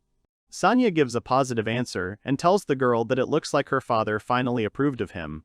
She looks at this girl, who remains calm, and asks her if she was worried about it. The girl looks at her questioningly. Sonia reports that Noel and her father were fighting in earnest. She remembers her father, who stood in front of an army of knights. Her father is so talented that he rose to the top only because of his ability to wield a sword. Even if Noel is a hero, he could get hurt. The girl laughs after Sonia's words. She looks at her in surprise. She recalls a monster with several heads, saying that even to touch the Hydra, the Knight's Order needed 2 detachments. She looks at Sonia with a smile and asks her if she thinks that there is such a person who can seriously hurt someone who single-handedly defeated Hydra. There are plants growing in the field. Someone says that this field is very luxurious. The commander and the main character are sitting in front of the field. The man says that it is difficult for him to believe that recently this village was empty. Noel says it's thanks to a joint effort. The commander asks Noel with a serious face, did the others also decide to stay in the village just because he is here? The guy with the calm face says that he just wanted to make the village peaceful so that everyone could live here. There are 3 girls standing. One of them drinks something, saying it's delicious. The other 2 girls are standing in front of the goats. A girl with pointed ears holds a rabbit in front of her with a sigh. Gerza stands in front of her and is surprised at how big the hair is. The main character turns to the commander, and with a smile informs him that even if they have lost their home, they can always come here anyway. The commander says that he thought it was a waste of strength for a hero like Noel to use them on a small village. Sonia's father looks seriously at the main character and confesses to him that he is only jealous of his ambitions. Noel and the commander are standing in the middle of the fields. The man tells the main character that in this case, in order to protect his youthful dreams, he also needs to stretch his bones a little. There is a beautiful building in the open air. Sonia informs her father that he can return home at any time, and if he wants to eat a pie, then let him come to their village. The commander stands in front of his daughter and asks her if she can make a pie at home. The girl replies to her father that she still has people to whom she wants to give it a try. The man turns to the main character. The man shakes Noel's hand and asks him to take care of his daughter. The guy agrees with him. The commander is standing on the street next to the horses. He tells Gerza that Noel has good intentions. Gerza agrees with him. Following the departure of Gerza and the commander on horseback, several girls are watching along with the main character. Noel says that he has never seen such a reliable person. One girl says that she got a lot of big game today. Sonia smiles and informs that it is not only for Sarah, but also for Aqua and Noel. She also made clothes. The main character holds the clothes in his hands and thanks Sonia. The girl standing next to me asks if she can try it on. Sonia says that, of course, but she has to show herself to her later. After changing clothes, the girl goes to the bathroom. The embarrassed girl looks down at herself and tells her that in her opinion, there are not enough clothes here. The girl lifts the hem and says that the underwear is generally like a ribbon. The girl standing in front of her is embarrassed and tells her not to pick it up. Amazed, Sonia tells Aqua that the clothes suit her very well. The girl standing next to her understands what Sonia's clothing preferences are. She also thought it was just a ribbon or a rope. Someone approaches them and apologizes. The main character enters the room in a very revealing costume and asks Sonia if it's not just a ribbon. Everyone looks at the guy in surprise. The girl takes him out of the room, ordering him to change his clothes, because he is forbidden to wear such things, that it is a shame and all in the same style. Aqua says Sonia was going to wear it anyway, asks if it fits well. A room with windows and a beautiful ornament has a bedside table on which a tall lamp is located. The girl brings the guy a mug of tea and bows to him, calling him Prince Kane. Kane smiles, takes the cup and thanks the girl. Several houses can be seen in the shiny window. The prince says that the mansion in which they will live is almost completed. The girl asks with a smile if this is true, and then says that she is very glad. The prince drinks tea and tells her that her smile can make anyone hurry up and that her fresh black tea is the best. Suddenly, a long-haired guy boldly enters the room. He swears and calls someone a weirdo. Prince Kane asks the guy with a smile about what happened to him, because he looks annoyed. An angry Gudal informs the prince that the commander has postponed the transfer of his powers again. Gudal looks at Kane and says that he ignores the king's order and deliberately delays. He asks Kane if he is doing this because he is the father of her ex-fiancée. Prince Kane looks at the angry Gudal in surprise and asks him why, because this is not the case. Gudal asks Kane to simply refuse him in this case. Kane looks at him in frustration and asks not to escalate, because the commander is respected and loved by all subordinates. If they hurry, the knights will resist. Gudal approaches the prince and asks him if he cannot be suppressed by order of the king and how he can get him out of the way. The girl turns to Gudal and angrily orders him to stop blaming Prince Kane. The disgruntled guy looks at the girl and tells her that then let her tell him what to do. The girl asks Kane if Commander Gusher is related to the knightly order. Kane quotes the commander's words that the order is like a family to him, saying that he usually speaks like that in public. The girl says that this is a very amazing statement. The girl thinks about it and says that, however, it is more important that when it comes to family, he has a lonely daughter, and if you choose between Sonia and the order. Kane looks at the girl questioningly. She smiles and wonders if he can continue to hold his post if he has to choose between his daughter and the order. There is a slope in front of the fields where trees grow in places. There is a group of masked men standing on it, one of whom takes it off a little. He says that if someone interferes, then let them kill everyone, orders them to go. People agree with him. The guy runs forward, holding his hand ready next to the sword. Suddenly, he notices something. He grabs a sword and looks away, asking who is there. Gurza suddenly comes out from behind a tree, holding his head. He asks if this is not his position. The main guy in the mask looks at him and says that he is alone, so let his people finish him off already. When he doesn't hear an answer, he turns back in disbelief. All his people are lying on the ground, not getting up. The guy looks at them in shock, not understanding how this could happen. Suddenly, flashes of electricity appear around him, from which he begins to fall screaming and drops his sword. In front of him stands a girl in gloves with a serious face, raising both hands and pointing one forward, from which sparks emanate.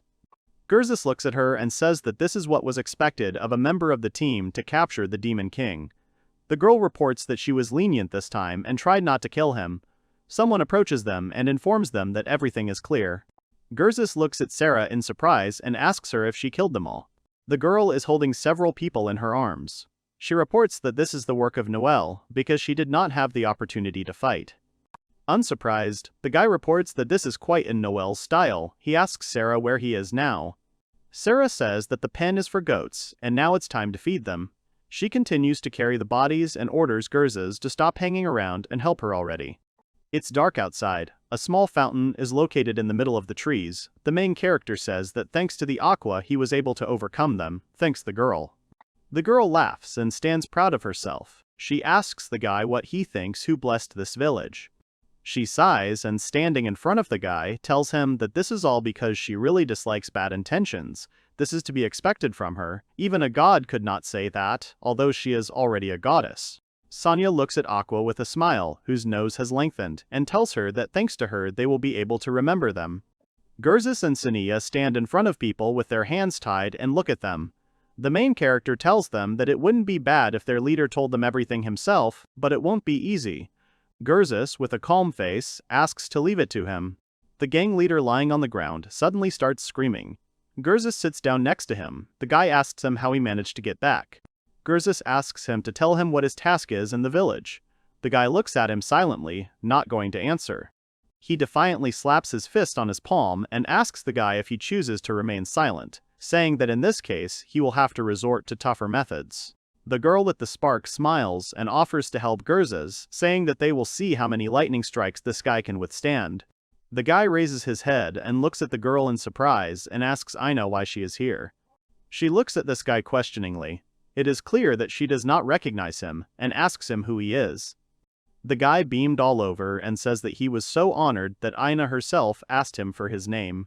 He says that born into an elite family, she provided great help to the heroes of the squad, did not brag about her achievements. Her noble will proves that she is cool. The girl blushes and Gurzus asks if she is not an ordinary introvert. The guy continues to lie down and look at her. Ayana puts her hands on her hips. The guy says that they are imprisoned in this village. The girl repeats the question of who he is, asks if he will tell her why he is imprisoned here. He decides to admit that they were here for the sake of the commander's daughter. Suddenly, everyone turns to Sonia. Sonia asks in surprise if it's for her sake, and asks why. She says she's here of her own free will.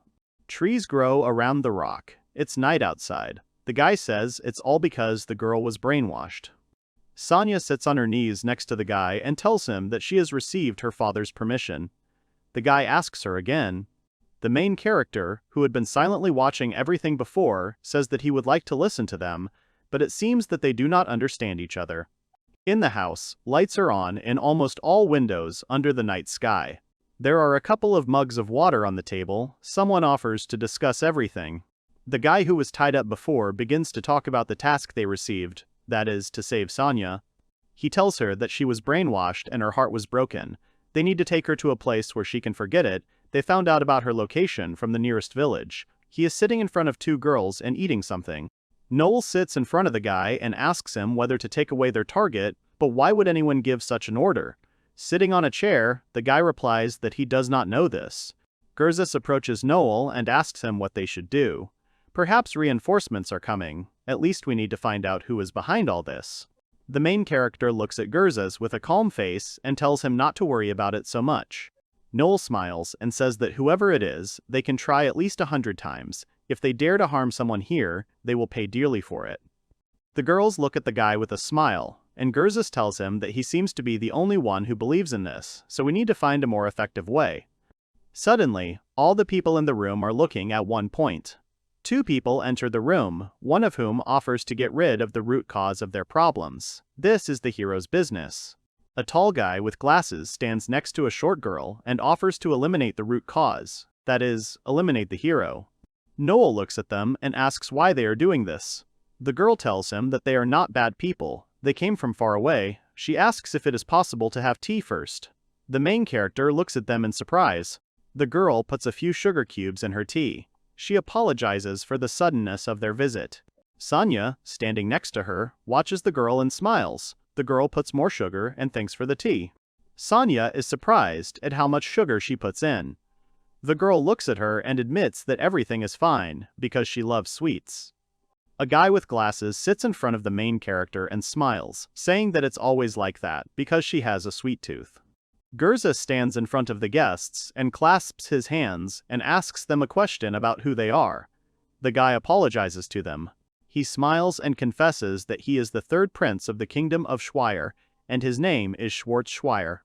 Gurzas is surprised and asks if Schweier is not the closest kingdom to them. He asks them why His Majesty needed to come here. Schwartz says that he is here to get to know Noel personally. He looks at the main character and says that he wants to meet the real hero who defeated the Demon King. Noel looks at him calmly and asks Schwartz what he means. Schwartz raises his palm and says that this is a long story, and first you should tell the background of this attack. He's talking about people in masks. There are 2 barrels under the wooden beams. The main character keeps his head in disbelief and realizes that everything is leading to Godal again. Schwartz says briefly that Commander Garsh is retiring. The problem has been solved, and what Godal wants is the title of commander. Gurzas stands in front of him and says that if this is the reason, then the army will be in disarray. He asks about the purpose of Schwartz's proposal, whether it is to deplete the strength of their army. Schwartz denies this, admitting that he definitely did not have such intentions, and asks them to believe. Schwartz stands in front of the king. Judging by his reputation as the king's right-hand man, rightfully considered the most nimble and cunning courtier, for a man like him to come to the village just to see Noel is strange.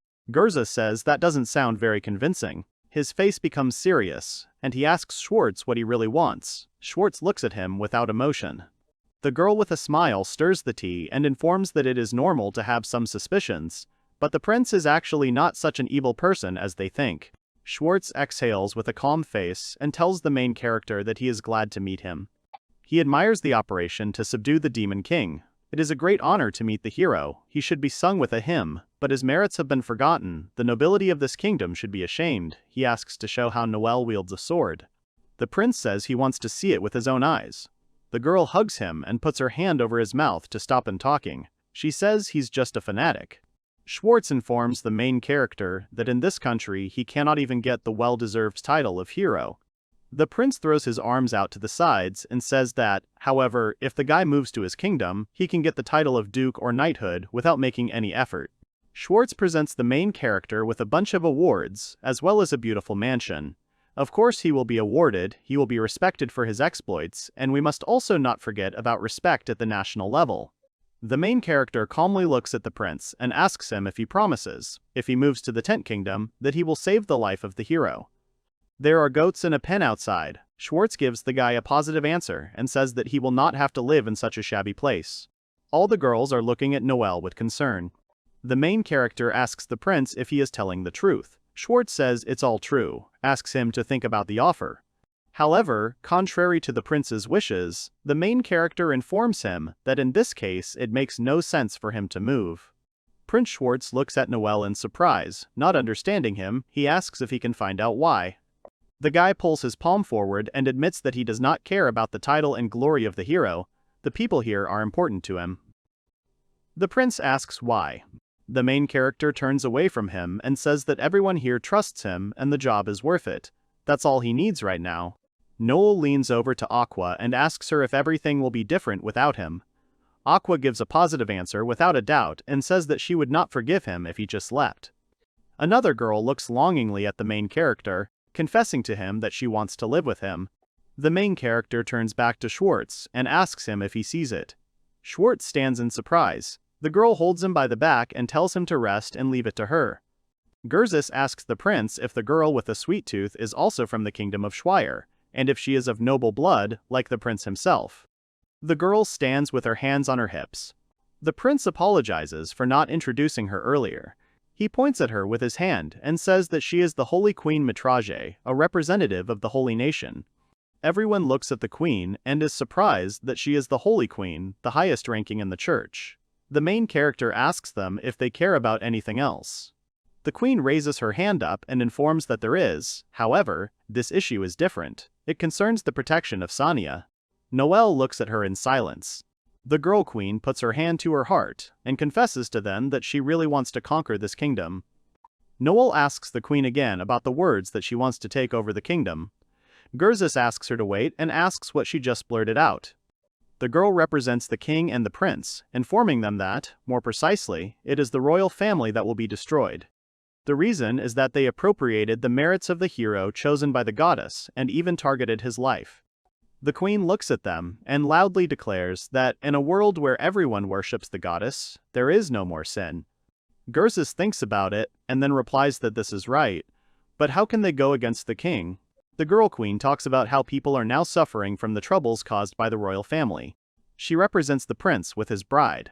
They raise taxes on the construction of the mansion and the outstanding wedding ceremony of the prince and the saint, without thinking at all about the consequences for the people, but no one dares to go against Prince Cain, who allegedly defeated the Demon King. That's why people are offended. They are more outraged than ever before. There is a crowd of people who are angry. The girl stands in front of Noel and says that in addition to this, there is a crop failure throughout the kingdom, adding fuel to the fire. She remembers the fields and says that the harvest in this village is surprisingly excellent. She says that it looks like it's all thanks to the goddess of the earth, full of divine spirit. It's amazing. Aqua is standing behind, admiring herself, but her nose is growing. The queen represents a flying girl with her arms out to the sides. The queen informs that it is a bound oracle that the goddess has passed on. A quiet life for people. She says that this royal family has forgotten something. They have lost the right to control other people. Knights with flags are standing in front of the castle. If the Holy Nation starts this, everything will turn into a war. It will be better to settle everything from the inside. She admits that this is why she asked Prince Schwartz for help. The prince listens to her in silence. After that, Schwartz says that they were collecting information about the kingdom. He can't say it out loud, but they found some traitors. Schwartz recalls Prince Cain with his bride and says that there are even people entering the royal chambers. The queen stands in front of the main character and says that, summing up, they want him to take part in this revolution too. The guy thinks about it. Aqua looks at Noel, who informs her that he agrees that the current government is not capable of uniting the kingdoms, but he will not leave the village. Schwartz tells the main character to think about it, because this is a good opportunity to take revenge on the king who appropriated your achievements for conquering the Demon King. The queen says that if he can overthrow them, then not only Sonia, but he can stop living as a recluse in this wilderness. The prince suggests that he agree, because it's all in order to restore his fame. The guy apologizes, because he won't change his beliefs. Noel tells Schwartz and the queen that no matter how much they discuss this topic, they are still unlikely to fully understand it. They're looking at the guy. He tells them that, however, there is something they can see just by having dinner together. The main character turns around and invites them to follow him in order to see the village. Mushrooms are fried on the grill. The queen takes a skewer with mushrooms and vegetables and takes a bite, tasting it. Her face becomes joyful because she liked the taste. She asks if it's all the power of good ingredients, says it's very tasty. The main character tells them to take as much as they want. The queen puts food on the prince's plate and says that it is bitter and she will leave it to him. The prince is displeased to inform her that she is no longer a child. Prince Schwartz stands in front of the trees and thanks the main character, saying that everything was really delicious. Aqua picks up the skewer, and Sonia comes to the table with a tray of food. Ina stands in front of the masked people, showing them something. Gerzis continues to fry something, and says that he is pleased to see how everyone is happy and eating delicious food with smiles on their faces. This is what he likes to see. Barrels, boxes, and bags are located in the warehouse. Prince Schwartz reports that he recently looked at the granary and concluded that the power of the Earth Goddess is not so effective. At the table, the Queen tells him that it is because Noel was chosen by her, there is no doubt about it. They continue to eat fried food. The prince brings a skewer to his mouth, saying before that it is impossible to imagine such a wonderful dinner in this deserted village. If he liked it, then he needs to tell Sarah about it, because she is the one who gets all the food. Sarah carries a pig carcass on a stick. Everyone looks at Sarah, and the prince asks if she is a demon and why she lives with them. Sarah smiles, listening to their conversation. Noel looks at the girl and tells her that she had nowhere else to go, so he asked her to help him repair the village. The queen eats and asks the guy if she doesn't consider him an enemy after defeating the king. Noel starts talking about it. The main character with a serious face informs that this is not a reason to leave her in trouble. The queen looks at the guy with the same serious face. After that, she lets out a laugh and says, "That's for sure." Noel looks at her questioningly. Someone calls the guy by his first name. Ina points back, pointing at the masked guys and their leader. She reports that they promised not to tell anyone about the village.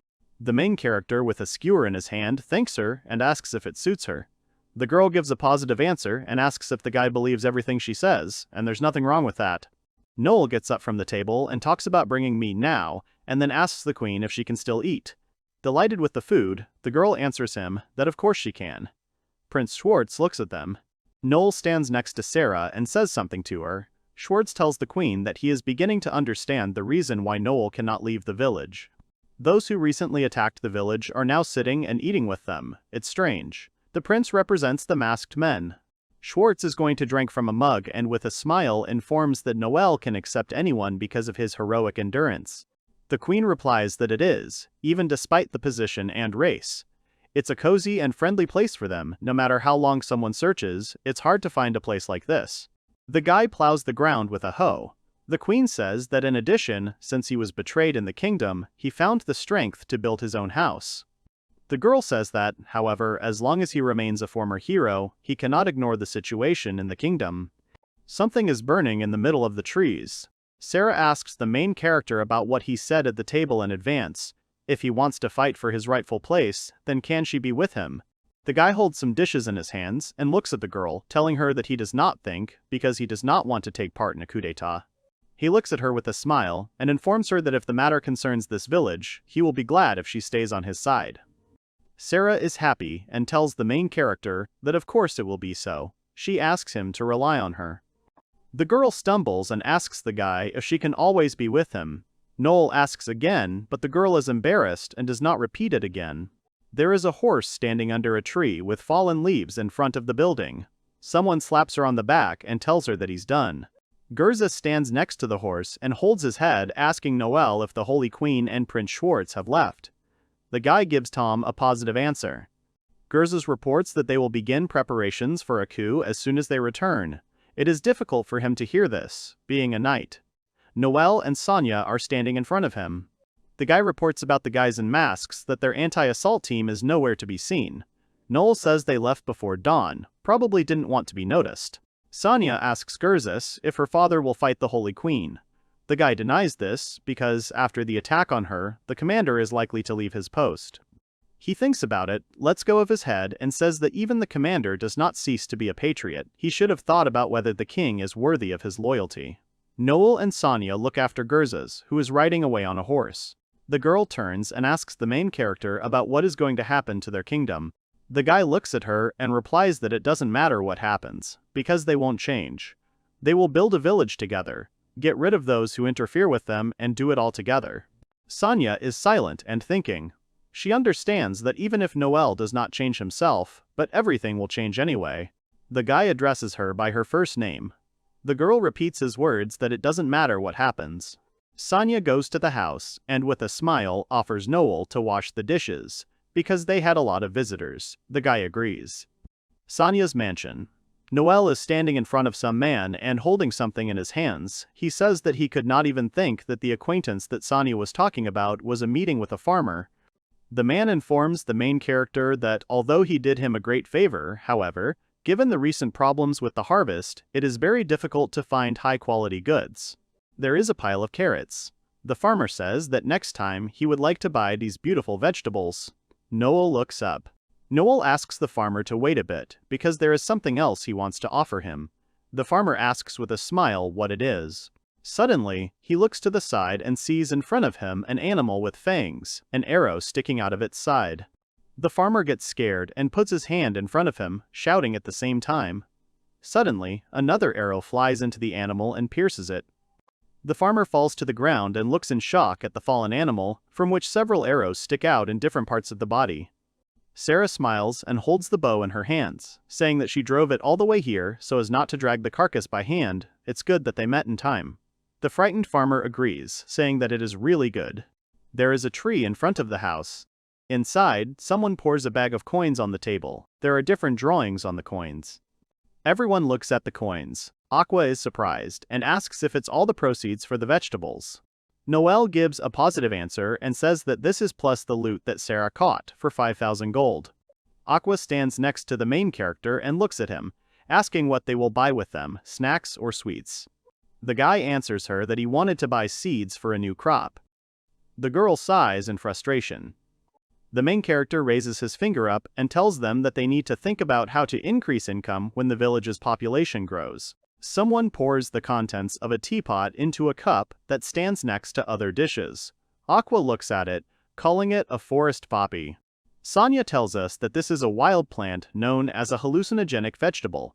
It is sold for a lot of money. Apparently, it was grown here before. Aqua says she understands and thinks about it, after which she asks if she can find him, if she can eat all the sweets she wants. Noel looks at her in disbelief. The guy thinks about it, because he looked for it in the village, but most likely he looked through it. Sarah raises her hand and asks if she can tell. The girl says that she found a place that interested her. It is located about halfway up the mountain. Mountains are located in the middle of the forest. Sarah points her hand forward and says it's here. Aina says that there are harmful poisonous fumes. It seems that they come from the earth. The guys are standing in the middle of the trees. In order to grow various crops freely, they need to first deal with the fumes. Noel asks Aina if there is anything she can do. The girl replies that she can, if everything is so bad. Aina raises her hand up and looks in the same direction. Glowing lightning appears around. The girl calls it cleansing. The sky is cloudy. The sun is not visible. Aina asks if it's okay now. The guy gives a positive answer and suggests that the guys move on.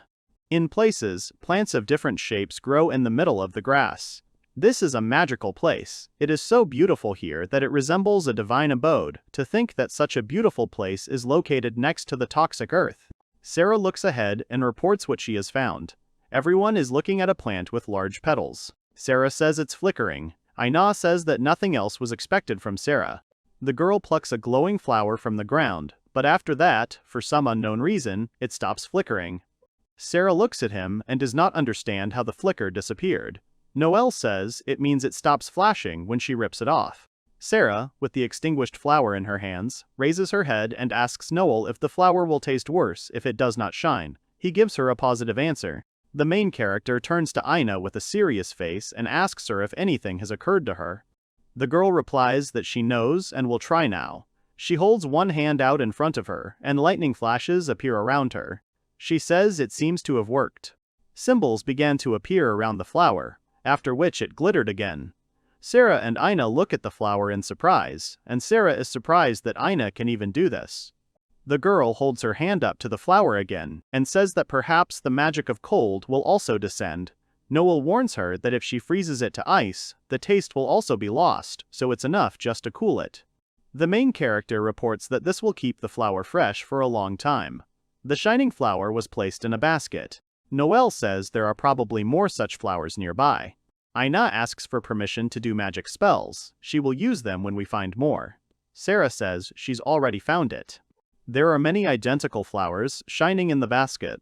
Aina is lying next to her, tired, saying that her energy supply is running out. Noel's hand touches Aina's head, which makes her surprised. The girl apologizes. The guy asks if she used too much mana. He asks her to rest for a while. He will collect water for now, if there is a river nearby.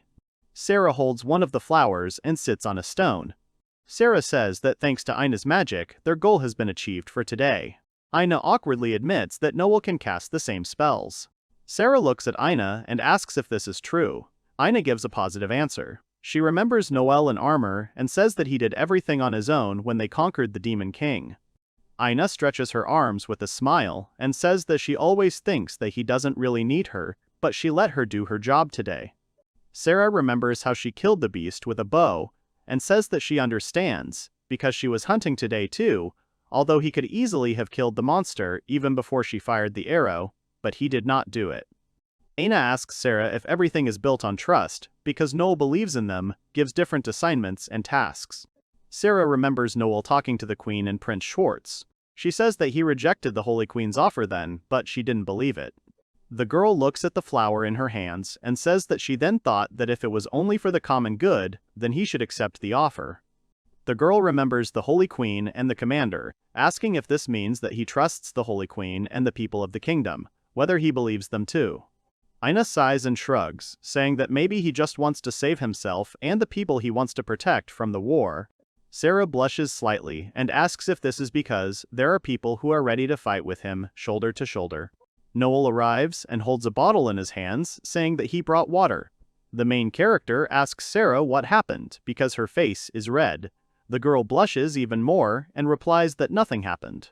Everyone came home. There is a plate with flower petals on the table. Sonia says with a smile that she dipped them in batter and fried them. All the girls try the flower. Ina reports that it is delicious, and Aqua smiles and says that it seems as if her cheeks are melting.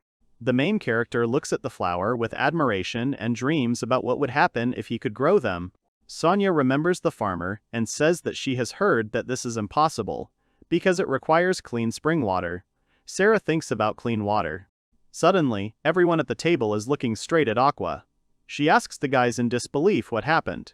Noel puts his hand on her shoulder, saying that he leaves it to her. Sonia and Aqua are squatting on the street and smiling in front of a shining flower, which they still manage to grow.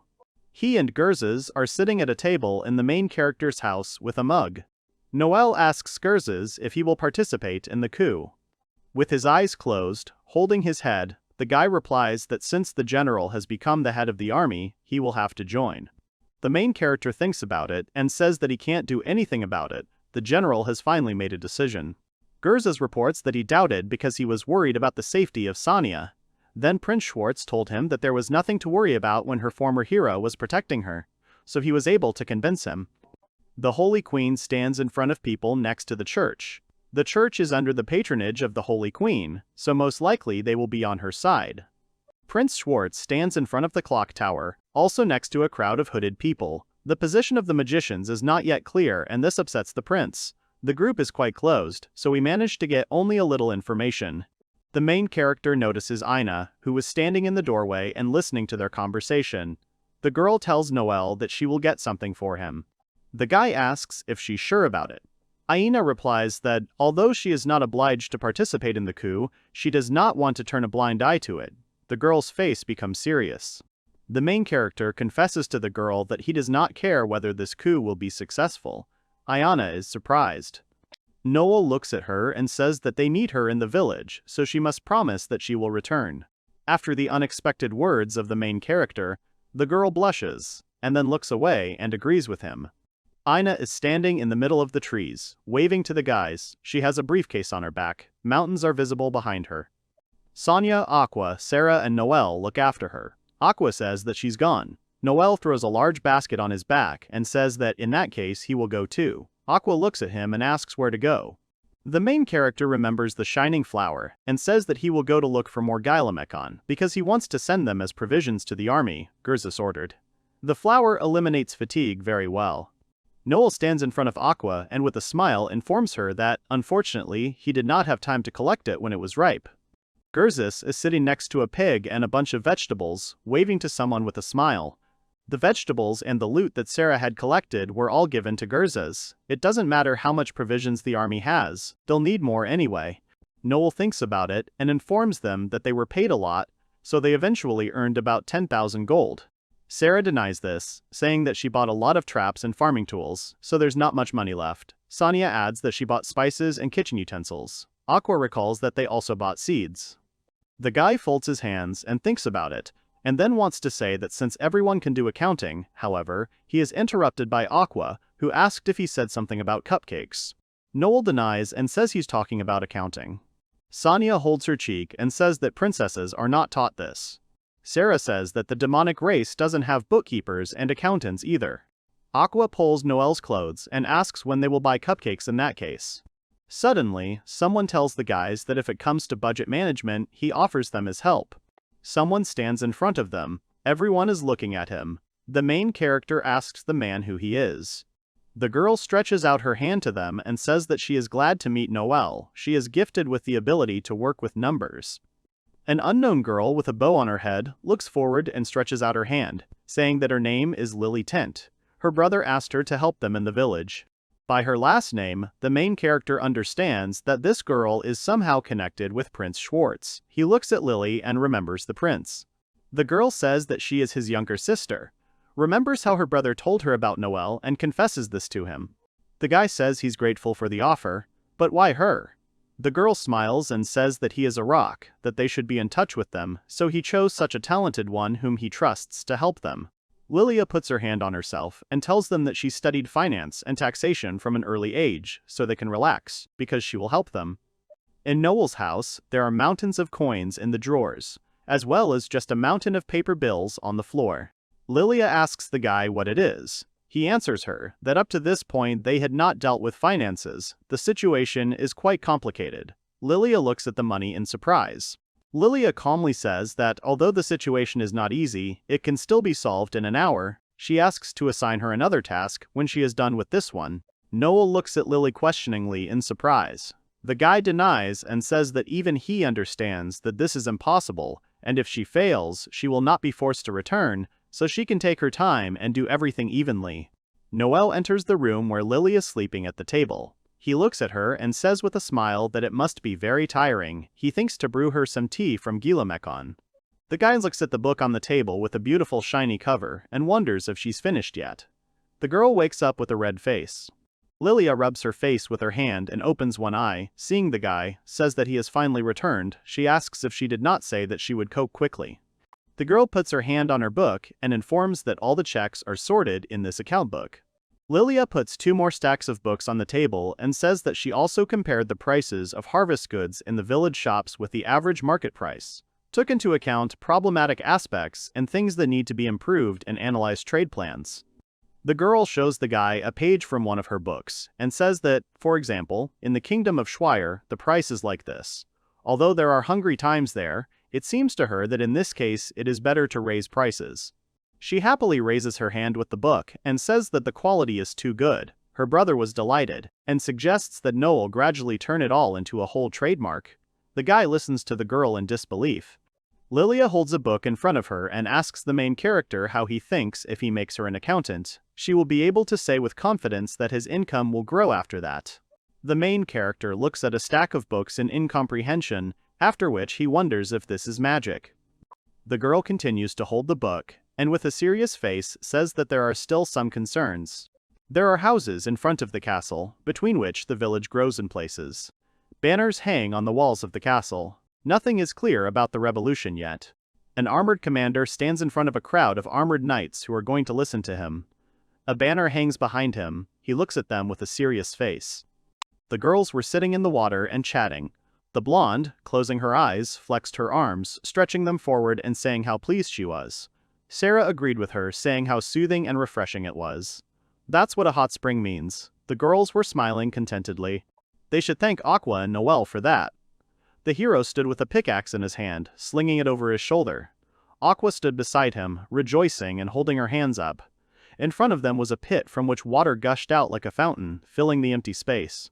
There were shouts of acquiescence from Aqua, who added that thanks to her, she jumped into the air, flying over the other 2 girls. Her long hair also flew up. The girls looked surprised, covering their mouths with their hands. Aqua landed in the water and raised a big wave, saying how awesome this one is. The 3rd girl stood wrapped in a towel and entered the water only up to her knees. She asked Aqua how she managed to make such a gorgeous outdoor spring.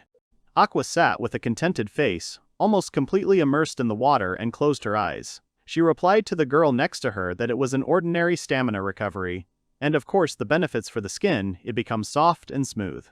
The girl with the square looked thoughtfully at the side with her fingers close to her face. She thinks it might be a good tourist attraction. Aqua lay down next to her on a small beach and looked very pleased with these procedures. The blonde was standing in the water, looking ahead with her big eyes and a worried face. She asked if tourists would visit them. The girl with the short haircut smiled, holding up her finger. She looked confident when she replied to the blonde that she was just thinking about the prospect. After that, she turned her head to Aqua and called her with a satisfied smile and told her that she could take care of her back. Aqua looked pleased with her words and whistled to the newcomer that she was very perceptive, wasn't she? It's time the new girl approached Aqua to rub her back. The blonde between them stroked the tips of her hair. She decided to ask the others what about the water here. The girls turned to look at her. The blonde began to swim up to another girl, leaving the newcomer and Aqua. Sarah noticed this and turned her head in her direction, asking her what it was. The blonde looked unhappy or pensive about something. The girls were standing in the water opposite each other. The blonde called out to Sarah-san, asking what she thought about Lily-san. Sarah stared at the girl in front of her with her mouth slightly open. She turned to the side and put her fingers on her chin, looking thoughtful. She replied that Lilia was very talented. She has helped them a lot since she started managing finances. The blonde looked down excitedly and looked very worried about something. Pausing between words as if not knowing how to tell, she nevertheless shared that she had actually recently heard Noel and Gers's talking when she was serving tea. In the past, a girl in uniform entered the room holding a tray with 2 clear glasses on it. One of the 2 men on the sidelines was talking about Prince Schwartz. The girl was looking in their direction.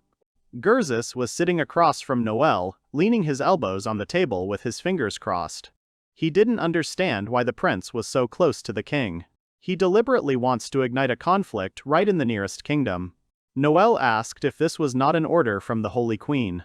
Gers's replied to Noel that this was probably one of the reasons.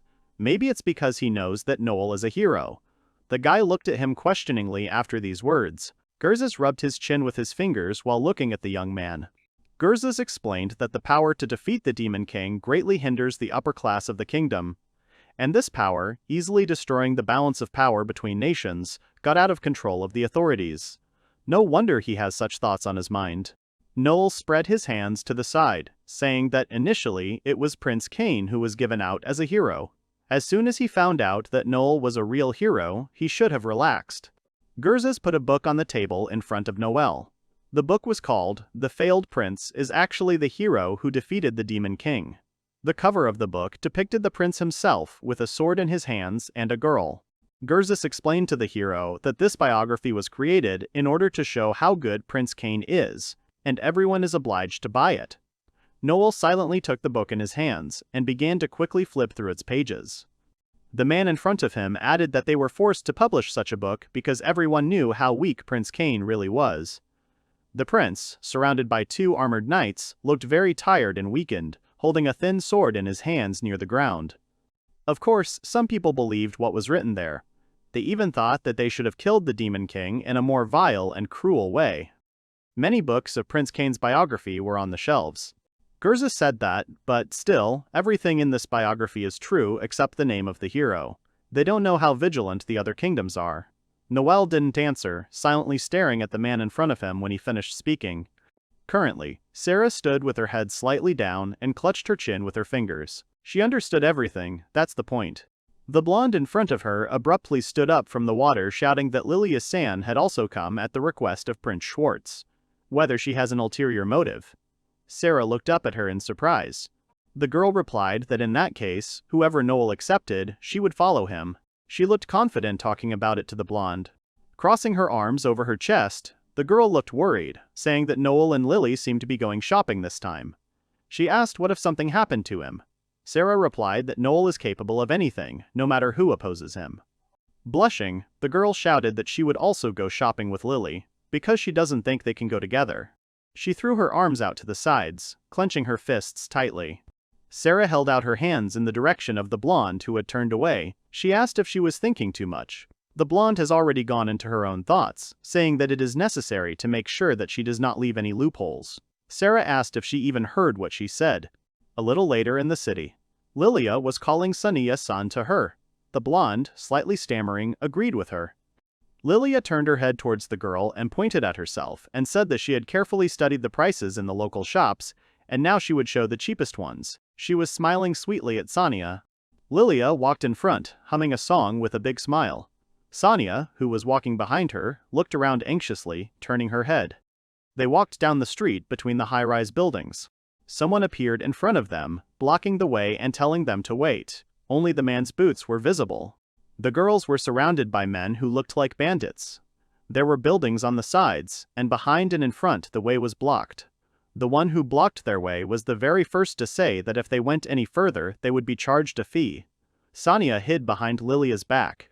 Lilia was silent at first, and then briefly asked how much. Sonia continued to hide behind the smaller girl. The man who blocked their path was much bigger and taller than them. He told Lilia that it was worth 110 gold pieces. Lilia's face was serious and without a shadow of fear on it. She replied to the man that guys like him are greedy for easy profits. 16 gold is a fair price, even considering recent inflation. The man looked confident. He replied with a grin that he did not make discounts. She just needs to pay if she doesn't want any problems, although she can pay with her body. Lily's cape fell off one shoulder. She paused and asked what even if they screamed loudly. The man said they were stupid because no one would come to this place. They stood opposite each other while they were talking. Lilia tilted her head down slightly, which hid her eyes with bangs. The girl grinned, gasping and asking if it was true. Sonia, who was behind Lilia, turned out to be in front when the girl pushed her with her palms in the back, pushing herself in front. She said that in that case she would count on her. Sonia looked back at her, asking confusedly to herself. When she came face to face with the bandit, the girl clenched her hands into fists and mumbled uncertainly, opening her mouth, trying to say something. After a moment, the girl, blushing, closed her eyes and screamed. She stuttered and stretched her words, shouting for someone to help them. The man in front of them snorted, starting to laugh at them. He said they'd stop wasting time. Behind the bandit was Noel, who asked if they called him. The rest of the bandits who were behind that man were already lying unconscious on the asphalt. The man's face was scared, and he wasn't laughing anymore. One of the girls called out to Noel-san. The main character stood looking forward while his hair was developing. A little bit later, a beautiful building, in front of which there was a large fountain with many railings around it.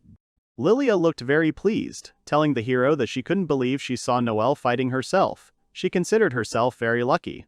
The girl put her palms together in front of her, as if in prayer. She added after the last words that she already sees how her brother will get. In my mind was a blonde man with glasses who was looking ahead with a menacing look. Noel smiled sheepishly at her words, saying that it was nothing. Lilia asked if she understood correctly that a crowd of villains like those guys were just child's play for the former hero. A bird flew past the girl. The bird appeared above her head, and the girl, turning to the side, gasped. She held out her hand, and the bird began to land on the outstretched hand. The girl said that it was her brother's pigeon. She asked for forgiveness. Someone said that Sonia is here. A transparent glass with some liquid was handed to the blonde. The girl, turning her attention to this, stuttered her thanks to the guy. Holding onto the glass with both hands, the girl lowered her head down, asking how he knew they were in trouble. The guy, sitting next to her on the bench, looked at the girl and replied that it was because he was nearby and worried about her. The girl finally raised her head and turned it, looking at the guy next to her. She first repeated his words that he was worried, and then paused and asked about her. The guy kept looking at her. She tilted her head slightly again and said that as far as she understood, Noel-san was also thinking about the lily. Sonia mumbled, and then apologized to him. She told me that she had recently overheard his conversation with Gerzes. The guy did not take his eyes off her and listened in silence. He turned his head away and tilted it down, closing his eyes and smiling. He replied that Lilia was now their ally, living in the same village with them. There's nothing to think about. The girl was looking down, holding the glass with both hands. She did not respond to the hero's words and remained silent. Finally, she said she didn't understand. How can he trust others so easily? He had already been betrayed in the kingdom, but he still accepted even the demon, Sarah. The girl does not understand how to become a person like him, sincerely accepting people. Noel called out to Sonia, calling her by name. The guy said he was sorry. The girl said that after the engagement with Kane broke off, it was hard for her to trust anyone. The guy leaned back, leaning against the back of the bench. He said that since they share the pain of betrayal, the courage to trust others is a good foundation for human connections, and he believes in a bright future for the village with strong, friendly ties. Therefore, he hopes that Sonia will be able to trust him and everyone in the village. The girl was wiping the tears from her eyes with her fingers. Courage, faith in the future. And by the way, she wondered why he was so worried about her. The guy, looking at her, gasped. It turned out that since the revolution was breaking out everywhere, he expected that the target of the king's army would be the family of General Gusher. So just in case, she assigned Sarah to protect her. Lilia had foreseen his actions well based on calculations. The girl smiled awkwardly, closing her eyes. She understood where everything was going. She had no idea. Noel smiled, saying that since he did it all without saying a word to her, it seems that he and Sarah have succeeded. The girl in front of him smiled back at him. Sonia blushed and thanked the guy. She didn't doubt it. She looked away from him and stared at the glass in her hands, while her whole face was blushing. Noel looked at her questioningly. Lily was running from the side and waving at them. Her brother's pigeon was sitting quietly on her head. I apologized to the guys for making them wait. The girl stood in front of Noel, and the guy asked if something had happened. The girl mumbled, pressing her palms to her chest. The girl, scratching her temple with her finger with an excited face, told that the rebel army had lost. Sonia sat with her mouth slightly open and looked ahead with Noel. Two armored knights stood in the middle of the trees, holding swords in their hands, pointing them forward. Some of them stuttered and shouted that they needed to retreat. Their opponent was strong. The man grinned at their screams, saying that they were just ordinary rabble milling around. The man with long hair raised his sword up, saying that they would all go straight to hell. He was fully clad in armor, and a cloak was flowing behind him. Currently, Lilia told the guys that, however, the uprising could not be considered a complete failure. The girl clenched her fist and looked inspired, saying that for reference, General Gusher remained unharmed, so Sonia-san can relax. Sonia closed her eyes, put her hands on her chest, and sighed, relaxing, saying what a relief it was. Noel, Sonia, Sarah, and Aqua were sitting at the table together, while Lilia was standing nearby. Sarah asked with a serious face what was the reason for the defeat. Lilia said that she seemed to have underestimated the real strength of Knight Commander Gudala. Even some of the general's subordinates were unable to resist him. He calmly calculated her brother's strategy. Lilia remembered this man. Noel outshone Gudala during the battles against the Demon King, but the fact that he was chosen to join the hero's army means that his strength is genuine. A man wounded one of the armored knights with his sword and blood was spilled around. Noel, looking forward, touched his chin with his fingers and with a thoughtful face said the name of Gudala. Lily looked at the hero standing in front of him and told Noel that, for now, her brother has one request for him. The guy, without listening to the request from the girl, beat her to it, asking if her brother wanted him to take part in the war. The girl, tilting her head slightly to the side, answered him that no, he just needed vegetables from the village, but he wants Noel to deliver them personally. There were various vegetables such as carrots and cabbage on a small wooden cart. The guy asked about the vegetables. Of course he doesn't mind, but... The girl added that this place is very close to the battlefield. She's afraid he might get hurt. The guy answered Lilia with a smile that everything was fine, he would do it. The girl, clutching her chin, said that, then, according to her brother's instructions, there was a map of the area on the table and the girl pointed her finger at one point, adding that he could take this detour road. At this time, the battlefield is in place. There were a lot of people in the big tent. 4 knights in armor were in different parts of the tent going about their business. In the middle was a huge table, at which Gudal was sitting, looking at the knight next to him. Prince Kane and a girl were walking towards them from the side. He praised General Goodall, saying it was an amazing victory. The general asked in surprise why they were here, what kind of problems. The prince replied that this was not the case, they just wanted to visit him. The prince said that despite the victory, the general was in a bad mood and asked why. The general snorted in displeasure, crossing his arms over his chest. He replied to Kane that if he decided to spend his leisure time visiting him, why not train the court magicians instead? If they had participated in the previous battles, they would already be celebrating victory in the capital by now. Gudal tilted his head slightly down, bringing his fist close to his face. The prince smiled radiantly, waving his hand. He replied that it was fine, he didn't mind. They will arrive soon and will definitely take part in the next battle. The girl who came with the prince, closing her eyes with a smile, clung to Kane.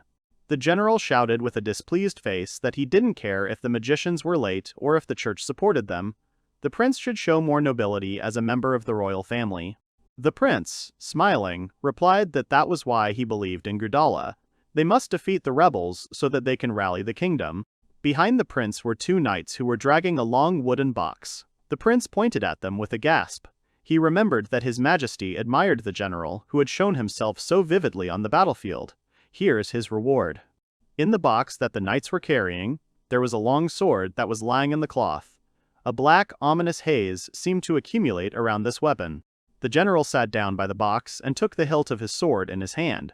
The prince explained that this sword was a family heirloom of the royal family. According to legend, it was sacrificed as a sign of Welder's death in order to drive away the evil god. The general got to his feet and examined the sword in his hands. He asked if it was a historical antique. Kane went on to say that it is believed that the evil god will return if the sword is filled with blood. It doesn't sound very good. The girl who hugged the prince looked at him with a smile, saying that then he would receive more merits and titles. She clarified that wasn't it good. This time he will become a real hero. Goodall's face twisted into a sinister smile after that. The general, with a satisfied smile, sheathed his new sword on his belt, loudly replying that whether it was an evil god or a gusher, he would become another step on the path to glory. He called out to everyone, saying it was time to start. At this time, on the other side of the battlefield, General Gusher was sitting at the table, leaning his elbows on the surface and resting his chin on his clasped palms. Gerzes was standing at his side, raising his hand so that the bird could land on it. The general opened the message looking at him. The bird immediately flew away, soaring into the sky. Gerzes, looking at the general sitting next to him, said that at last the court magicians began to act. They were looking at the map in front of them, where the marks were marked. On the right flank there are magicians, and on the left there is a knight's order under the leadership of Gudala. They stand like a claw. If they are attacked, they can be completely destroyed. Gerzes part forward. General Gouchard stared at the map in front of him in silence, narrowing his eyes. A drop of sweat trickled down his cheek. Gerzes asked where Prince Schwartz was, by the way. He said that it was necessary to retreat here. They don't understand his strategy. A knight standing at their side informed the men that Prince Schwartz had gone on patrol this morning. He's not back yet. Gerzes and Gouchard immediately looked at the knight in surprise. One of them screamed, asking what he had said. Gerzes seemed to have an idea that maybe Prince Schwartz, or rather the Kingdom of Schweier, wanted to stab them in the back and take advantage of a good opportunity. A little later, a big road. Many armored soldiers rode their horses into the gorge. Some of them had huge flags on their backs. One of the soldiers tilted slightly to the side and stopped. General Goodall, who was riding behind him, called out to him, asking what the delay was. A knight on horseback appeared in front, who apologized and informed the general that the carriage blocked their path. Gudar was yelling, asking about the cart again. He ordered his subordinates to remove her now. The soldier hesitated slightly, answering that the man who was leading her was a bit problematic. Goodall started insulting his subordinate, and then asked if he had forgotten that they were actually an army. He said that was enough. The general rushed forward on his horse. Stopping and holding the horse by the reins, he asked what he was doing at all. Ahead, a man could be seen driving a cart, holding the reins of the horses in his hands. He asked if it was a buzz and added that they hadn't seen each other for a long time. The general looked ahead and asked what the problem was. When he saw who was in front of him, he shouted, Noel's name stuttering. He shouted that it was impossible because he should be dead. The hero looked ahead without expressing any emotions. Goodall seemed to have gone through. He looked at the hero in shock, asking how he was able to survive, or better to ask where he was. His mouth and eyes were wide open in disbelief as he stared ahead. The hero, unlike the general, answered calmly that a lot of things had happened, but now he just grows crops and sells them. He's doing the delivery now. He was looking away, holding the reins. The general went into his thoughts thinking about this guy. Does he know about the plans to make Prince Kane a hero, and does he know that they betrayed him? Goodall stared ahead, frozen and wondering these questions. There were a lot of wooden boxes filled with various vegetables in the cart. The general suggested to Noel that he buy these vegetables from him. He would pay double the amount, and Noel would just go home. Noel pretended to think hard about his offer and thoughtfully chuckled, repeating the offer of double the amount. But he needs to fulfill a deal made in advance. He cannot bargain with him. The general seemed to be shocked, his face distorted in disbelief. He mentally insulted the hero by asking that he did not know where his place was. Pulling a smile on his face, the man stuttered and suggested that then he would increase the profit tenfold. If he's so worried about the deal, he can re-deliver the groceries when he gets back. In any case, he will buy everything he has. Just let him accept the offer and disappear already. Noel replied that it was interesting. In that case, he wants something more than just money. Already overjoyed, the general told the hero that he would give everything he wanted. He asked if he had what he needed with him. Noel replied that he did. But it is very expensive for the general. He asked if he was sure he agreed. He won't give it back to him even if he regrets it later. The general looked at the hero questioningly. The man pursed his lips and slightly tilted his head down, looking from under his brows with an anxious face. He was thinking about what was wrong with him. What an arrogant fool he is. Noel grinned and tilted his head slightly to the side and said that the general would like such a souvenir. Goodall was covered in sweat and stared ahead dumbfounded. His lips curled and the irises of his eyes turned white. He was repeating the hero's words about the general in his head. Is he really talking about Gushera? Is he his ally? The hero's face changed dramatically and became menacing like a maniac's. Noel said it was time to bring it back. His irises turned white and his mouth twisted into a kind of terrible smile. The general's face contorted in a grimace of horror and sweat covered his skin. Return. Is he talking about betrayal? So he wants to kill him. Such thoughts came to Gudala after Noel's words. Goodall was worried, thinking that, as always, it was impossible to read Noel's intentions. But if he wants him dead, he really has to fight. The two men continued to stare at each other in silence while Goodall pondered his words. Looking at the hero, he thought, what if he suddenly attacks him? Noel looked pretty calm, unlike him. They all continued to stare at each other in silence while Goodall was thinking.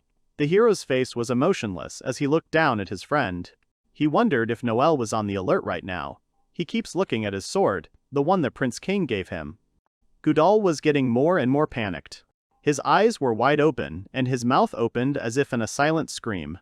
Beads of sweat were running down his cheeks from excitement. He was swearing to himself. He has no chance against him. In this case, he's just a dead man. Pursing his lips, Goodall still cursed unflatteringly out loud, showing his fangs and snapping his teeth. The general quickly turned his horse to the side and galloped forward while his subordinates called out to Goodall-sama. The general looked worried and his face showed his panic. Turning his head in their direction, Goodall said that Noel was the enemy and everyone needed to go to the front line. They must survive. Anxiously looking back, he thought that he had to run as soon as possible before he was left alone alive. Goodall rode forward through the gorge alone as fast as possible, leaving everyone behind him while his knights remained in place, looking at his back. Knights in armor, drawing their swords and pointing them forward, surrounded Noel's cart from all sides, while the guy continued to sit, holding the reins in his hands and did not move. The hero looked ahead questioningly, putting his fingers to his chin. He was asking if this sword was really that valuable. He thought General Gusher would like it if he gave it to him. He's already broken it once though. The knights continued to stand in front of him, pointing their swords at him, but did not attack the guy yet. Noel wondered what to do with them then. 4 people were on the edge of the cliff watching what was happening below. One of them was squatting in a relaxed position. The second one stood to the side with a huge staff in her hands. The third man with a long scythe and a book was behind along with the fourth. The magician, who was squatting with an irritated face, was straightening his long hair with his palm, combing it back. He said that the war and all this is very tiring. Someone agreed with him, saying that, of course, everything can be resolved through negotiations. The magician repeated Goodala's name and paused after asking one of the guys behind him if he meant this upstart. He ordered them court magicians to act. The magician's face was displeased. The girl behind him looked at him. Lavushka said that for this she even postponed her experiment. It's a complete mess. There were bruises under the girl's eyes, as if from lack of sleep, and her face, when she talked about being distracted, was also clearly unhappy. The man with the long braid who was standing behind was clutching a book to his chest, saying that they had already gone so far they could not complain. Moreover, it is a royal order. He offered to show them everything they are capable of. The girl quickly refused his motivating words, which did not impress her, and said that she already wanted to go home. She suggested instead to finish as soon as possible and hurry home. The second mage girl stood behind her and was silent. Finally, let's talk. The magician offered her own version of the outcome of events, asking the other guys then, why don't they just forget about everything and retreat? While saying this, her face was quite serious, clearly showing that she was not joking. All three of them, who had been looking forward at the same time, turned to the girl standing behind them and looked at her. A male magician with a long braid and bangs on his forehead twisted his face after her words as if in disbelief and opened his mouth and began to scream. He asked if they were stupid. He made it clear to them that this was a royal order. The magician, who was squatting at the edge of the cliff, grinned and replied that he was really a fool. And by the way, speaking of such worries, Ina can handle them alone, can't she? Even an amateur like him can do it. The girl with the staff twisted her face in disgust, looking at the guy as if he was something disgusting. She said with disdain that when someone like him expresses his stupid opinion, she just can't help herself, and asked if he could tell her why. Once again, the guy with the scythe and the book intervened in the conversation. He shouted at the girl that she offered to back off, that, by the grace of the hero prince, she got the position of a magician and became very defiant. He told her to stop talking so arrogantly. The guy at the edge of the cliff spread his arms to the sides, saying as if to offend her that the court magician chosen by the prince was what a blatant backup option. He means maybe the Demon King is very weak, since even he was able to defeat him.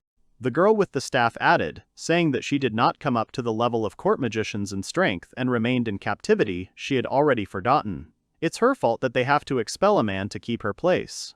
She asked what his name was again. The guy next to her laughed, saying that she was unbearable, she even forgot her name. The girl was told that at least they were more useful than she was. The girl immediately replied that she knew that. The second mage girl heard all their bickering and stood silently without saying a word. The guy with long hair started letting magic circles out of his hands, smiling. He suggested to the others, why don't they turn these bums into ashes before they face the army? The girl with the square exhaled and said no. In fact, she was really arrogant when she thought she was capable of any kind of magic. Since she was still studying, she began to doubt her abilities and talents. She recalled various moments from the past, her battles, and magic. With her eyes wide open, she looked confidently ahead, adding that, but she was definitely sure of that.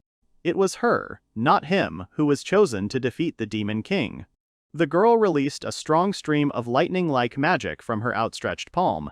Magic circles formed in the air above her palm, and each one was larger than the previous one. One of the magicians shouted that it was impossible. He was asking what kind of huge magic circle it was. How could someone like Ina be capable of such a thing? The magicians stood around the girl, watching her. A huge magic circle covered the sky. Aina looked at them without fear and replied to the court magician that she would no longer let magicians like them interfere with Noel. The girl continued to use her magic. There was a tent with no ceiling and fabric walls on the street. There were boxes and a table inside. There were no people in sight. A guy with glasses abruptly appeared at the entrance and holding up a stick shouted, asking what they were doing. He ordered an urgent command for the offensive. On the contrary, the guy turned out to be Gurzus, all in armor. He called out to Prince Schwartz in surprise, asking where he had even been. The prince with glasses was approaching the table where the man was standing. The prince approached the table and, putting one hand on his side, knocked on the furniture with the other, saying that it did not matter. He told them to hurry up and not let this chance go to waste. One of the men on the other side of the table asked what chance he was talking about. Gurzus was trying to convey to the prince that if they went on the offensive now, they would be captured by both the Knights' Army of Gudala and the court magicians. The men looked quite calm despite their words. The prince tilted his head slightly down and, closing his eyes, smirked smugly. He adjusted his glasses with his fingers, lifting them on the bridge of his nose. Schwartz told the men that Goodall would not be coming back. Gurzus looked shocked after the prince's words. He looked at him questioningly and clarified what the prince meant. Prince Schwartz told the allies the news that Noel Dono had dealt with him. At this time, the hero himself continued his journey forward on the cart, holding the reins of the horses in his hand. He sat casually covering his mouth with his palm while yawning. Behind Noel's cart, which continued its way forward through the gorge, lay the knights of General Gudala, whom he ordered to deal with the hero. Every one of them was struck by Noel's blows, and their horses galloped forward, leaving their riders. The prince threw his head up and closed his eyes and clenched his fist, rejoicing. He thought he would detain him for a while, but clearly not in this way. His strength is simply unimaginable. The prince is glad that he was able to see it firsthand. He looked very excited talking about it. He continued to praise the hero, saying that with such a fast and sharp sword, he could cut through anyone who wanted to resist him. This is the ability to wield a sword at the level of a god. He clearly deserves a title, even in the name of art. The men were silent. The prince, with his arms outstretched, stood with his back to the exit of the tent and added that he was not exaggerating at all. At that moment, a huge explosion rang out in the distance behind him, engulfing the entire sky. General Gushar and Gurzis raised their heads up looking at what had happened. Stuttering, one of the two of them asked what kind of explosion it was. The men's faces were stunned by what was happening. One of the armored soldiers ran into the tent. He called out to his boss, calling him sir, and informed him that the explosion was connected with court magicians. All three men turned around and looked at the subordinate who had arrived with the report. The black, thick smoke after the explosion enveloped the sky like a cloud and moved forward, looking terrifying. General Gushard screamed so much that even saliva splattered to the sides. He shouted to everyone, giving the order to advance into the royal chambers. He commanded them to hurry up and take care of time as their own lives. Knights in armor mounted horses and galloped towards the huge palace. General Gushar shouted after them, offering in commanding tones to destroy the royal palace in an instant. Knights with flags were on the offensive. General Gudar was rushing forward on his horse at high speed. The brothers-in-law quickly flew past him. Finally he stood up and looked ahead. There were high hills and mountains on the horizon. There were several houses in the middle of the road between the mountain and the general. The long-haired man was very happy and smiling, surprised that he found a village in such a place. This is exactly what he needs. He decided to rest here. When he heard a noise, he froze worriedly. His eyes widened and showed all the horror and shock that he had experienced. He turned his head back at the sound.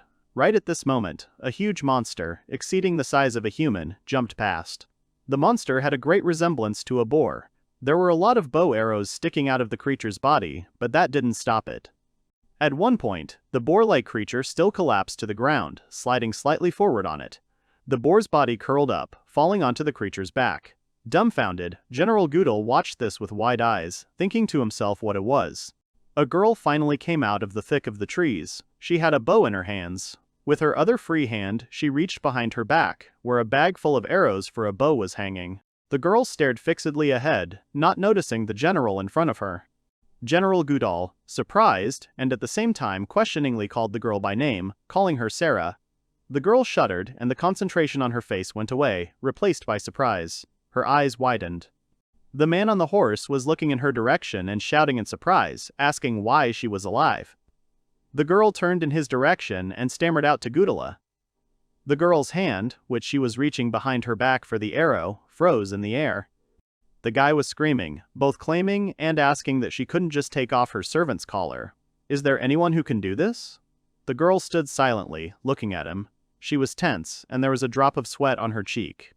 General Gudala felt as if he had been electrocuted when he recalled some moments from the past. His eyes widened as if it had dawned on him. One of his memories is of a recent incident when he met Noel on a wagon, and the second is the report. The man's face twisted as he shouted affirmatively that it was Noel. So Gurzis was with him too. The man was struck by his own guess, and without Sarah's words, his brows were furrowed and sweat was running down his face. If that's the case, then Noel is coming out of this village. The man was laughing. He would never have thought that he would end up in a place so strongly connected to him. Ahead was that small village with a small number of houses that he had seen earlier. General Goodall's face became like that of a madman. It was as if the eyes were not alive. The man was grinning angrily, which caused wrinkles around his eyes and the bridge of his nose. He shouted that if he took her hostage, he could definitely kill Noel. He grabbed the hilt of his sword with his hand, pulling it out of its scabbard and laughing closed his eyes.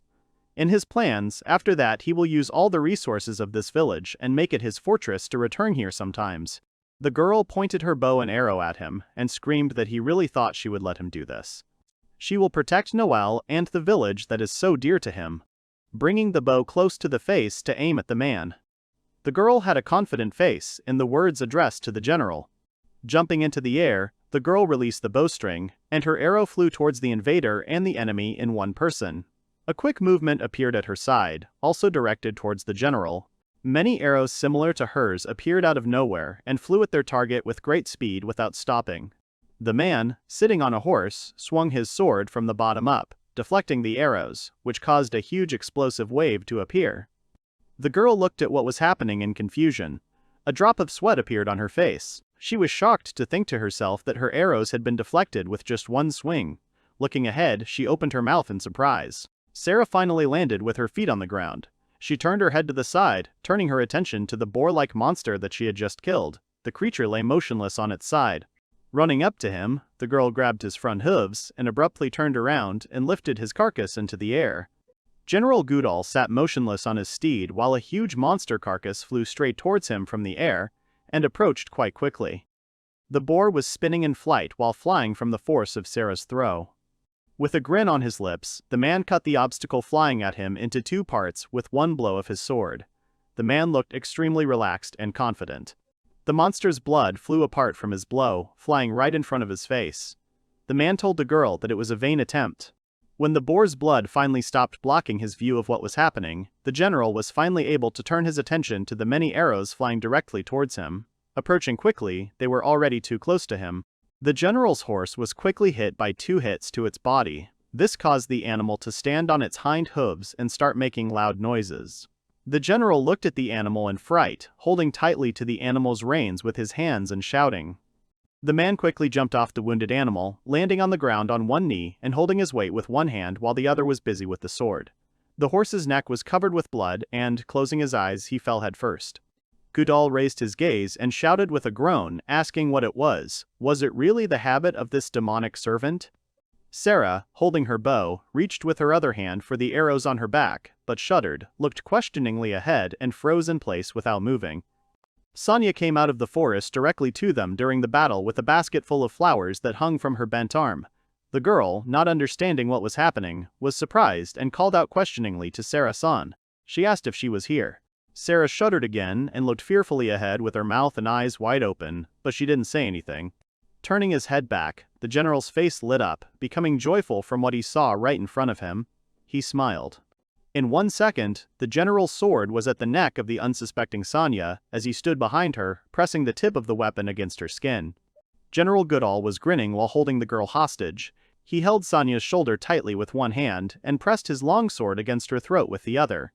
The man ordered Sarah to throw the bow if, of course, she did not want her to die. Sonia stuttered with a reddened face, telling Sarah-san not to do this.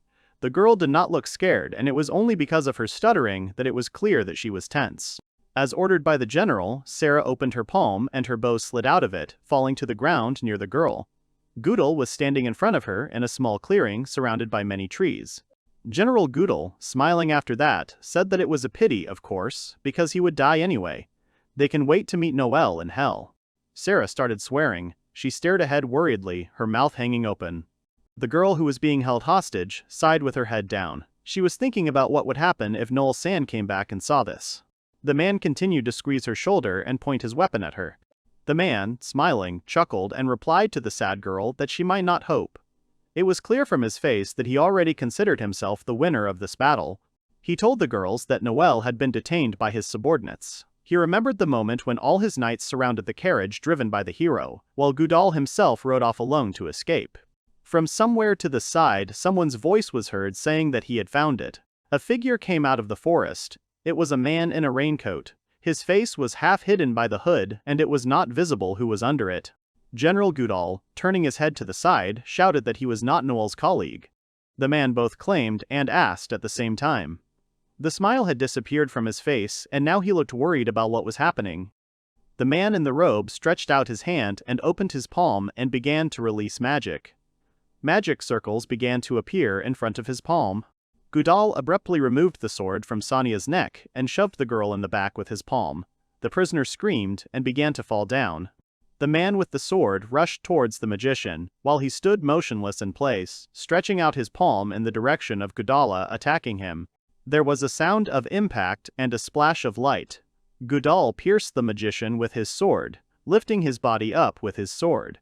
The man with the triumphant face was laughing. He called the magician he defeated an ordinary rabble. The magician tilted his head down, spitting blood that flowed from his mouth down his chin. The magician was laughing and grinning. He told Goodall that he had done it now. Finally, the hood opened one part of the magician's face, revealing one large eye, from which blood was also flowing. The magician opened her cloak, pushing it in different directions and showing how a sword sticks out in it. Her body has a spell to remove the seal. She added that, with the help of this sealing sword, the general's sword was stuck in the middle of her chest. There were some magical symbols on her body. The girl began to fall backwards to the ground. The surprised General Gudal shouted what it was. Lying on the ground, the magician spoke, pausing between words. With this, she can change the world. The general shouted at her, asking what she had said. The sword stuck into the girl was covered with a thin black haze that wrapped the weapon in her body like a snake. The magician, lying on the ground, muttered that without any talent, just because he was in the army to capture the Demon King, her place was taken for nothing, even though her life was given to her for the sake of finding magic. There was a smile on her face as she spoke. That's why she should release the power to change this unfair world. The black haze intensified and thickened, covering everything around. The sword was covered with light coming from the girl's wound. She was smiling like a madman, no matter what was happening.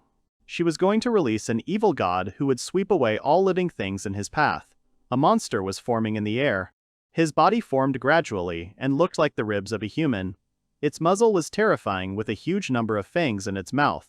Having formed his body in front of the general, there was a huge black demon-like monster. It was huge in size and looked intimidating. The man fell backwards, landing on his back. He was shouting, stuttering, and asking what kind of nonsense it was. The monster's huge tongue swept across the guy's face as the demon licked him like a huge dog. The general screamed with his face twisted and his eyes closed. The guy, falling into a stupor, watched as a huge amount of saliva, as if from a fountain, flowed from the mouth of the monster down to the ground. Stuttering, he asked if she knew who he was. He is the one who will rule this kingdom. The man screamed in denial. He doesn't want to die, he hasn't become king yet. His face twisted in primal horror, he opened his mouth wide while shouting, which caused wrinkles to appear around his eyes and the bridge of his nose. The monster's huge mouth opened, and it pulled out its long, slimy tongue, wrapping it around General Goodall's body. At one point, the man was inside the mouth of a huge monster, and he slammed it shut while exhaling. The man was no longer visible, he had been swallowed. Sarah and Sonia were sitting on the ground, looking at what was happening in shock. Sarah was kneeling slightly behind the blonde. Sonia pressed her hand to her face, watching in horror. One of the girls asked if it was an evil god. Someone asked the question, "What is going on here at all?" A huge black monster stood up on its hind legs like a man, and stretched its front clawed limbs towards the sky, opening its mouth wide. Darkness-like tentacles surrounded him from all sides. The sky was covered with darkness, and the white clouds disappeared, turning everything around into darkness. Inside the darkness, a crater appeared, from which light emanated, striking the earth like lightning. In the distance, a girl stood next to her lamb. The wind blew her long, braided hair back. She watched from the side for a huge black crater that blocked the blue sky. The girl was chuckling questioningly. Aqua stuttered and asked what it was. In her opinion, it looked terrible. Her face was contorted with excitement and shock. The girl's lips curled and her eyes opened wide. The high-rise buildings of the nearby city were also covered with darkness above them. The black sky sparkled brightly in one place, striking the ground with lightning. People on the streets raised their heads up looking at the sky, where the black crater above the houses was getting bigger. People asked in shock what had happened. Others commented on what was happening, saying that it was just disgusting. Livestock fell dead to the ground. A man with a horse that was tied with a rope watched in surprise as his animal fell to the ground senseless. Behind her, other animals could be seen lying down, showing no signs of life. Another man was holding vegetables in his hands that had wilted right on the gas. He was surprised. Around him, other plant stems began to wither and die instantly. A black haze was gathering behind the man. At this time, in another place. The building looks like a church from the inside. There were huge windows on the high walls inside the building, from which the blackening sky was perfectly visible. In the middle of the hall, there was a pin with an emblem and spikes. The girl awkwardly scratched her head, talking about her ominous premonition. Her face was slightly furrowed, and a drop of sweat was running down her cheek. A huge curly hairpin was fixed in the girl's hair. There were other people standing around the girl who, unlike her in a white dress, were dressed in floor-length black robes. Putting her hand on her chest, the girl told them that this was a disaster comparable to the Demon King.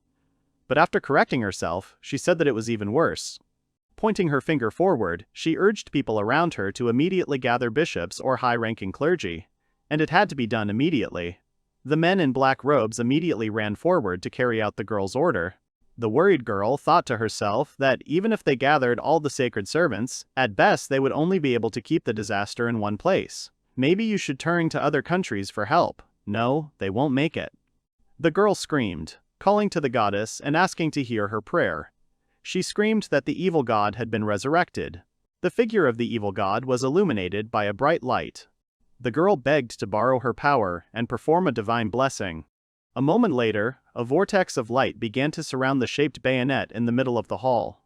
A goddess with a halo over her head appeared floating in the air right in front of the girl. The summoner girl stood below, looking at the deity. The goddess, spreading her arms apart, answered the girl's pleas, saying that her power was not needed here. The goddess did not move over her while her dress was developing in different directions. The girl, not understanding what was happening, was trying to say something else to the woman in front of her. The goddess with a glowing halo on her head smiled, telling the girl the news that a helping hand had already been extended to the enemy. The girl froze, looking at her with unreadable eyes. She was obviously surprised by this news. The sky continued to thicken into a black haze. In the midst of all this chaos, standing on his hind legs was an evil god whose body had become human-like. The light from the crater illuminated him with a bright glow as he opened his mouth and looked up. The girls were sitting next to each other downstairs. Sarah thought that it was getting bigger and bigger. She wondered if the evil god had absorbed all the energy in the area. She was watching a huge demonic monster. She knows it's worth running, but she can't move. Her hair was lifted up by the strong wind in the epicenter of the disaster.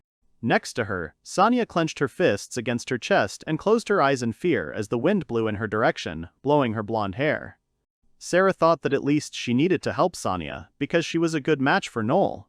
The elf grabbed the girl next to her, wrapping her arms around her head and pressing her face to her shoulder, protecting her. She looked ahead anxiously. A man appeared next to the girls. He apologized to them for making X wait. With a gasp of surprise, the elf began to rise from the ground, continuing to hold the frightened Sonia. It turned out that none other than Noel came to help. He clutched a huge sword in his hands and confidently looked forward without a shadow of fear, it seems, not even worrying about what was happening in front of him. The elf stared straight ahead. Her neat mouth opened in surprise, and her eyes were fixed on the hero. The monster's mouth opened so wide that it was frightening. You could see small but very sharp teeth, like a shark's. A long tongue stuck out as the monster roared into the sky. His eyes glowed like small explosions. Waving his hands quickly, as if striking many blows at the same time, the evil god tilted his head forward, stopping looking up. After a moment, it was as if an explosion had occurred in the evil god's body. Pieces of the monster began to fly in different directions. Only the tail and legs remained intact. In just one swing of the sword, Noel cut down the evil god. The jaw and eye flew behind the hero, as well as other parts of the body. Noel landed on one knee on the ground with his sword in his hand. The guy looked relaxed, as if he wasn't straining at all. The sky finally became clear again. There were white fluffy clouds on it, as usual, instead of a thick black haze that covered all the light.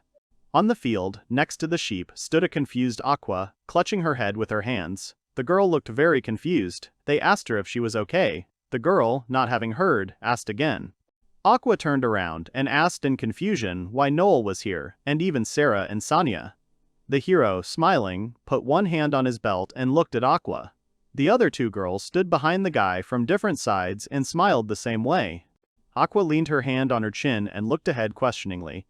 She told the guys that she had a strange feeling, but Noel smiled broadly, closing his eyes, and said that they were all safe. At this time, in the castle during the attack. The huge and tall castle of the royal family. Columns of dust or smoke were visible around him. One of the knights, whose leg was completely covered with metal armor, ran forward.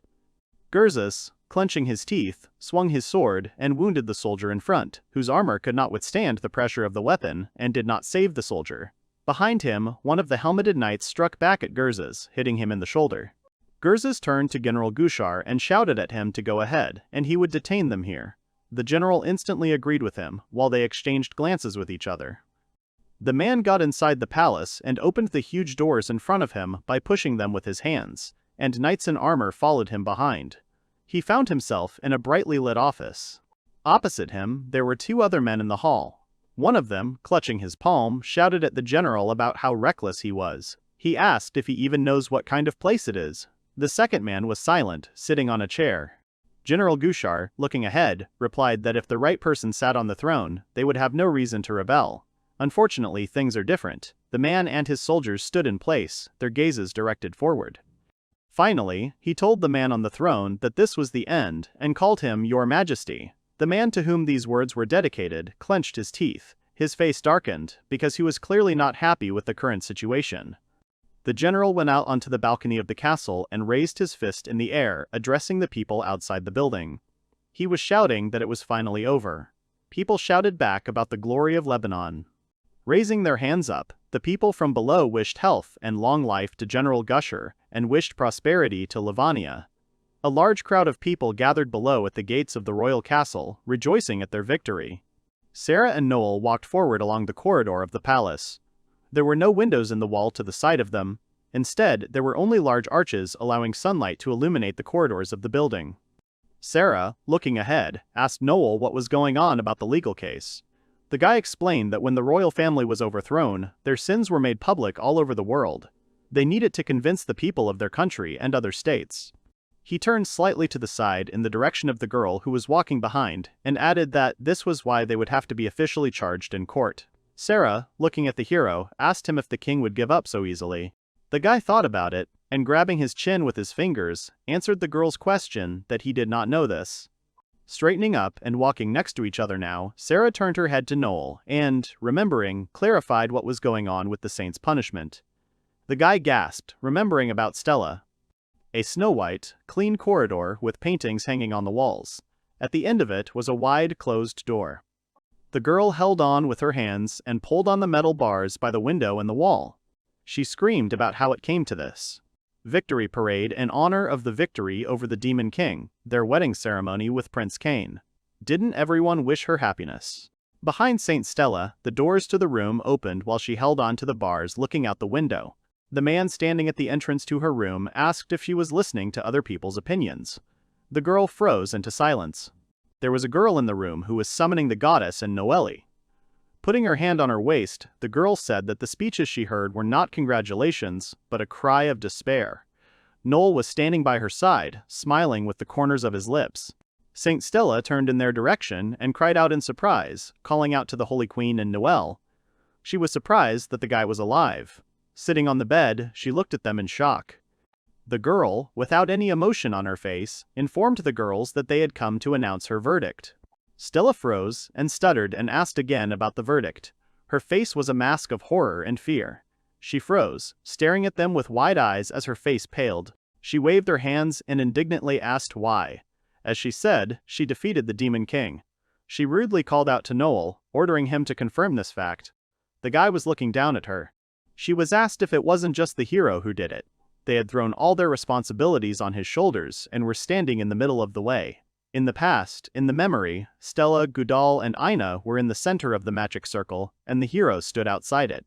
The girl honestly admitted that it was Gudal's order. The Holy Queen asked her with a grin if that was the case. Then she asked about complicity in the crime of forgery of a real hero. Surely this is also Gudal's order, isn't it? Stella was sitting on the bed, clasping her hands on her legs. She looked questioningly at the saint as she began to approach her. The girl, coming closer to her and extending her hand forward in front of Stella, opened her palm, close to her forehead.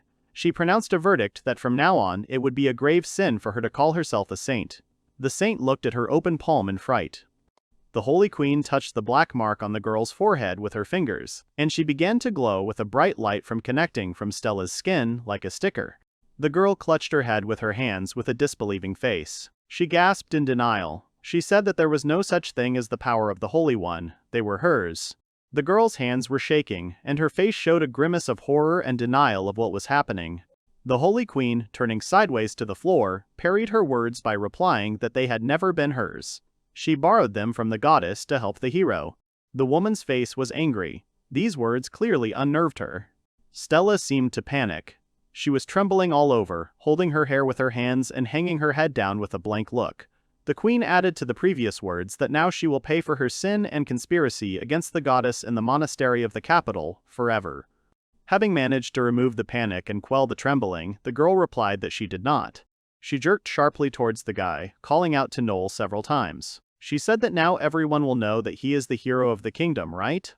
The girl's face was all red, and tears were streaming down her cheeks, trickling down to her chin. Stuttering, she said that she was carrying a child under her heart and would not be able to withstand such a life. She was clenching the fabric of her cape and her fist against her nerves. Throwing her head back, she closed her eyes and sobbed bitterly, begging Noel to save her. The girl's despair was strong. The guy, not reacting to her tears with a calm face, said that if she sincerely wanted to change, then let her return to their hometown at any time.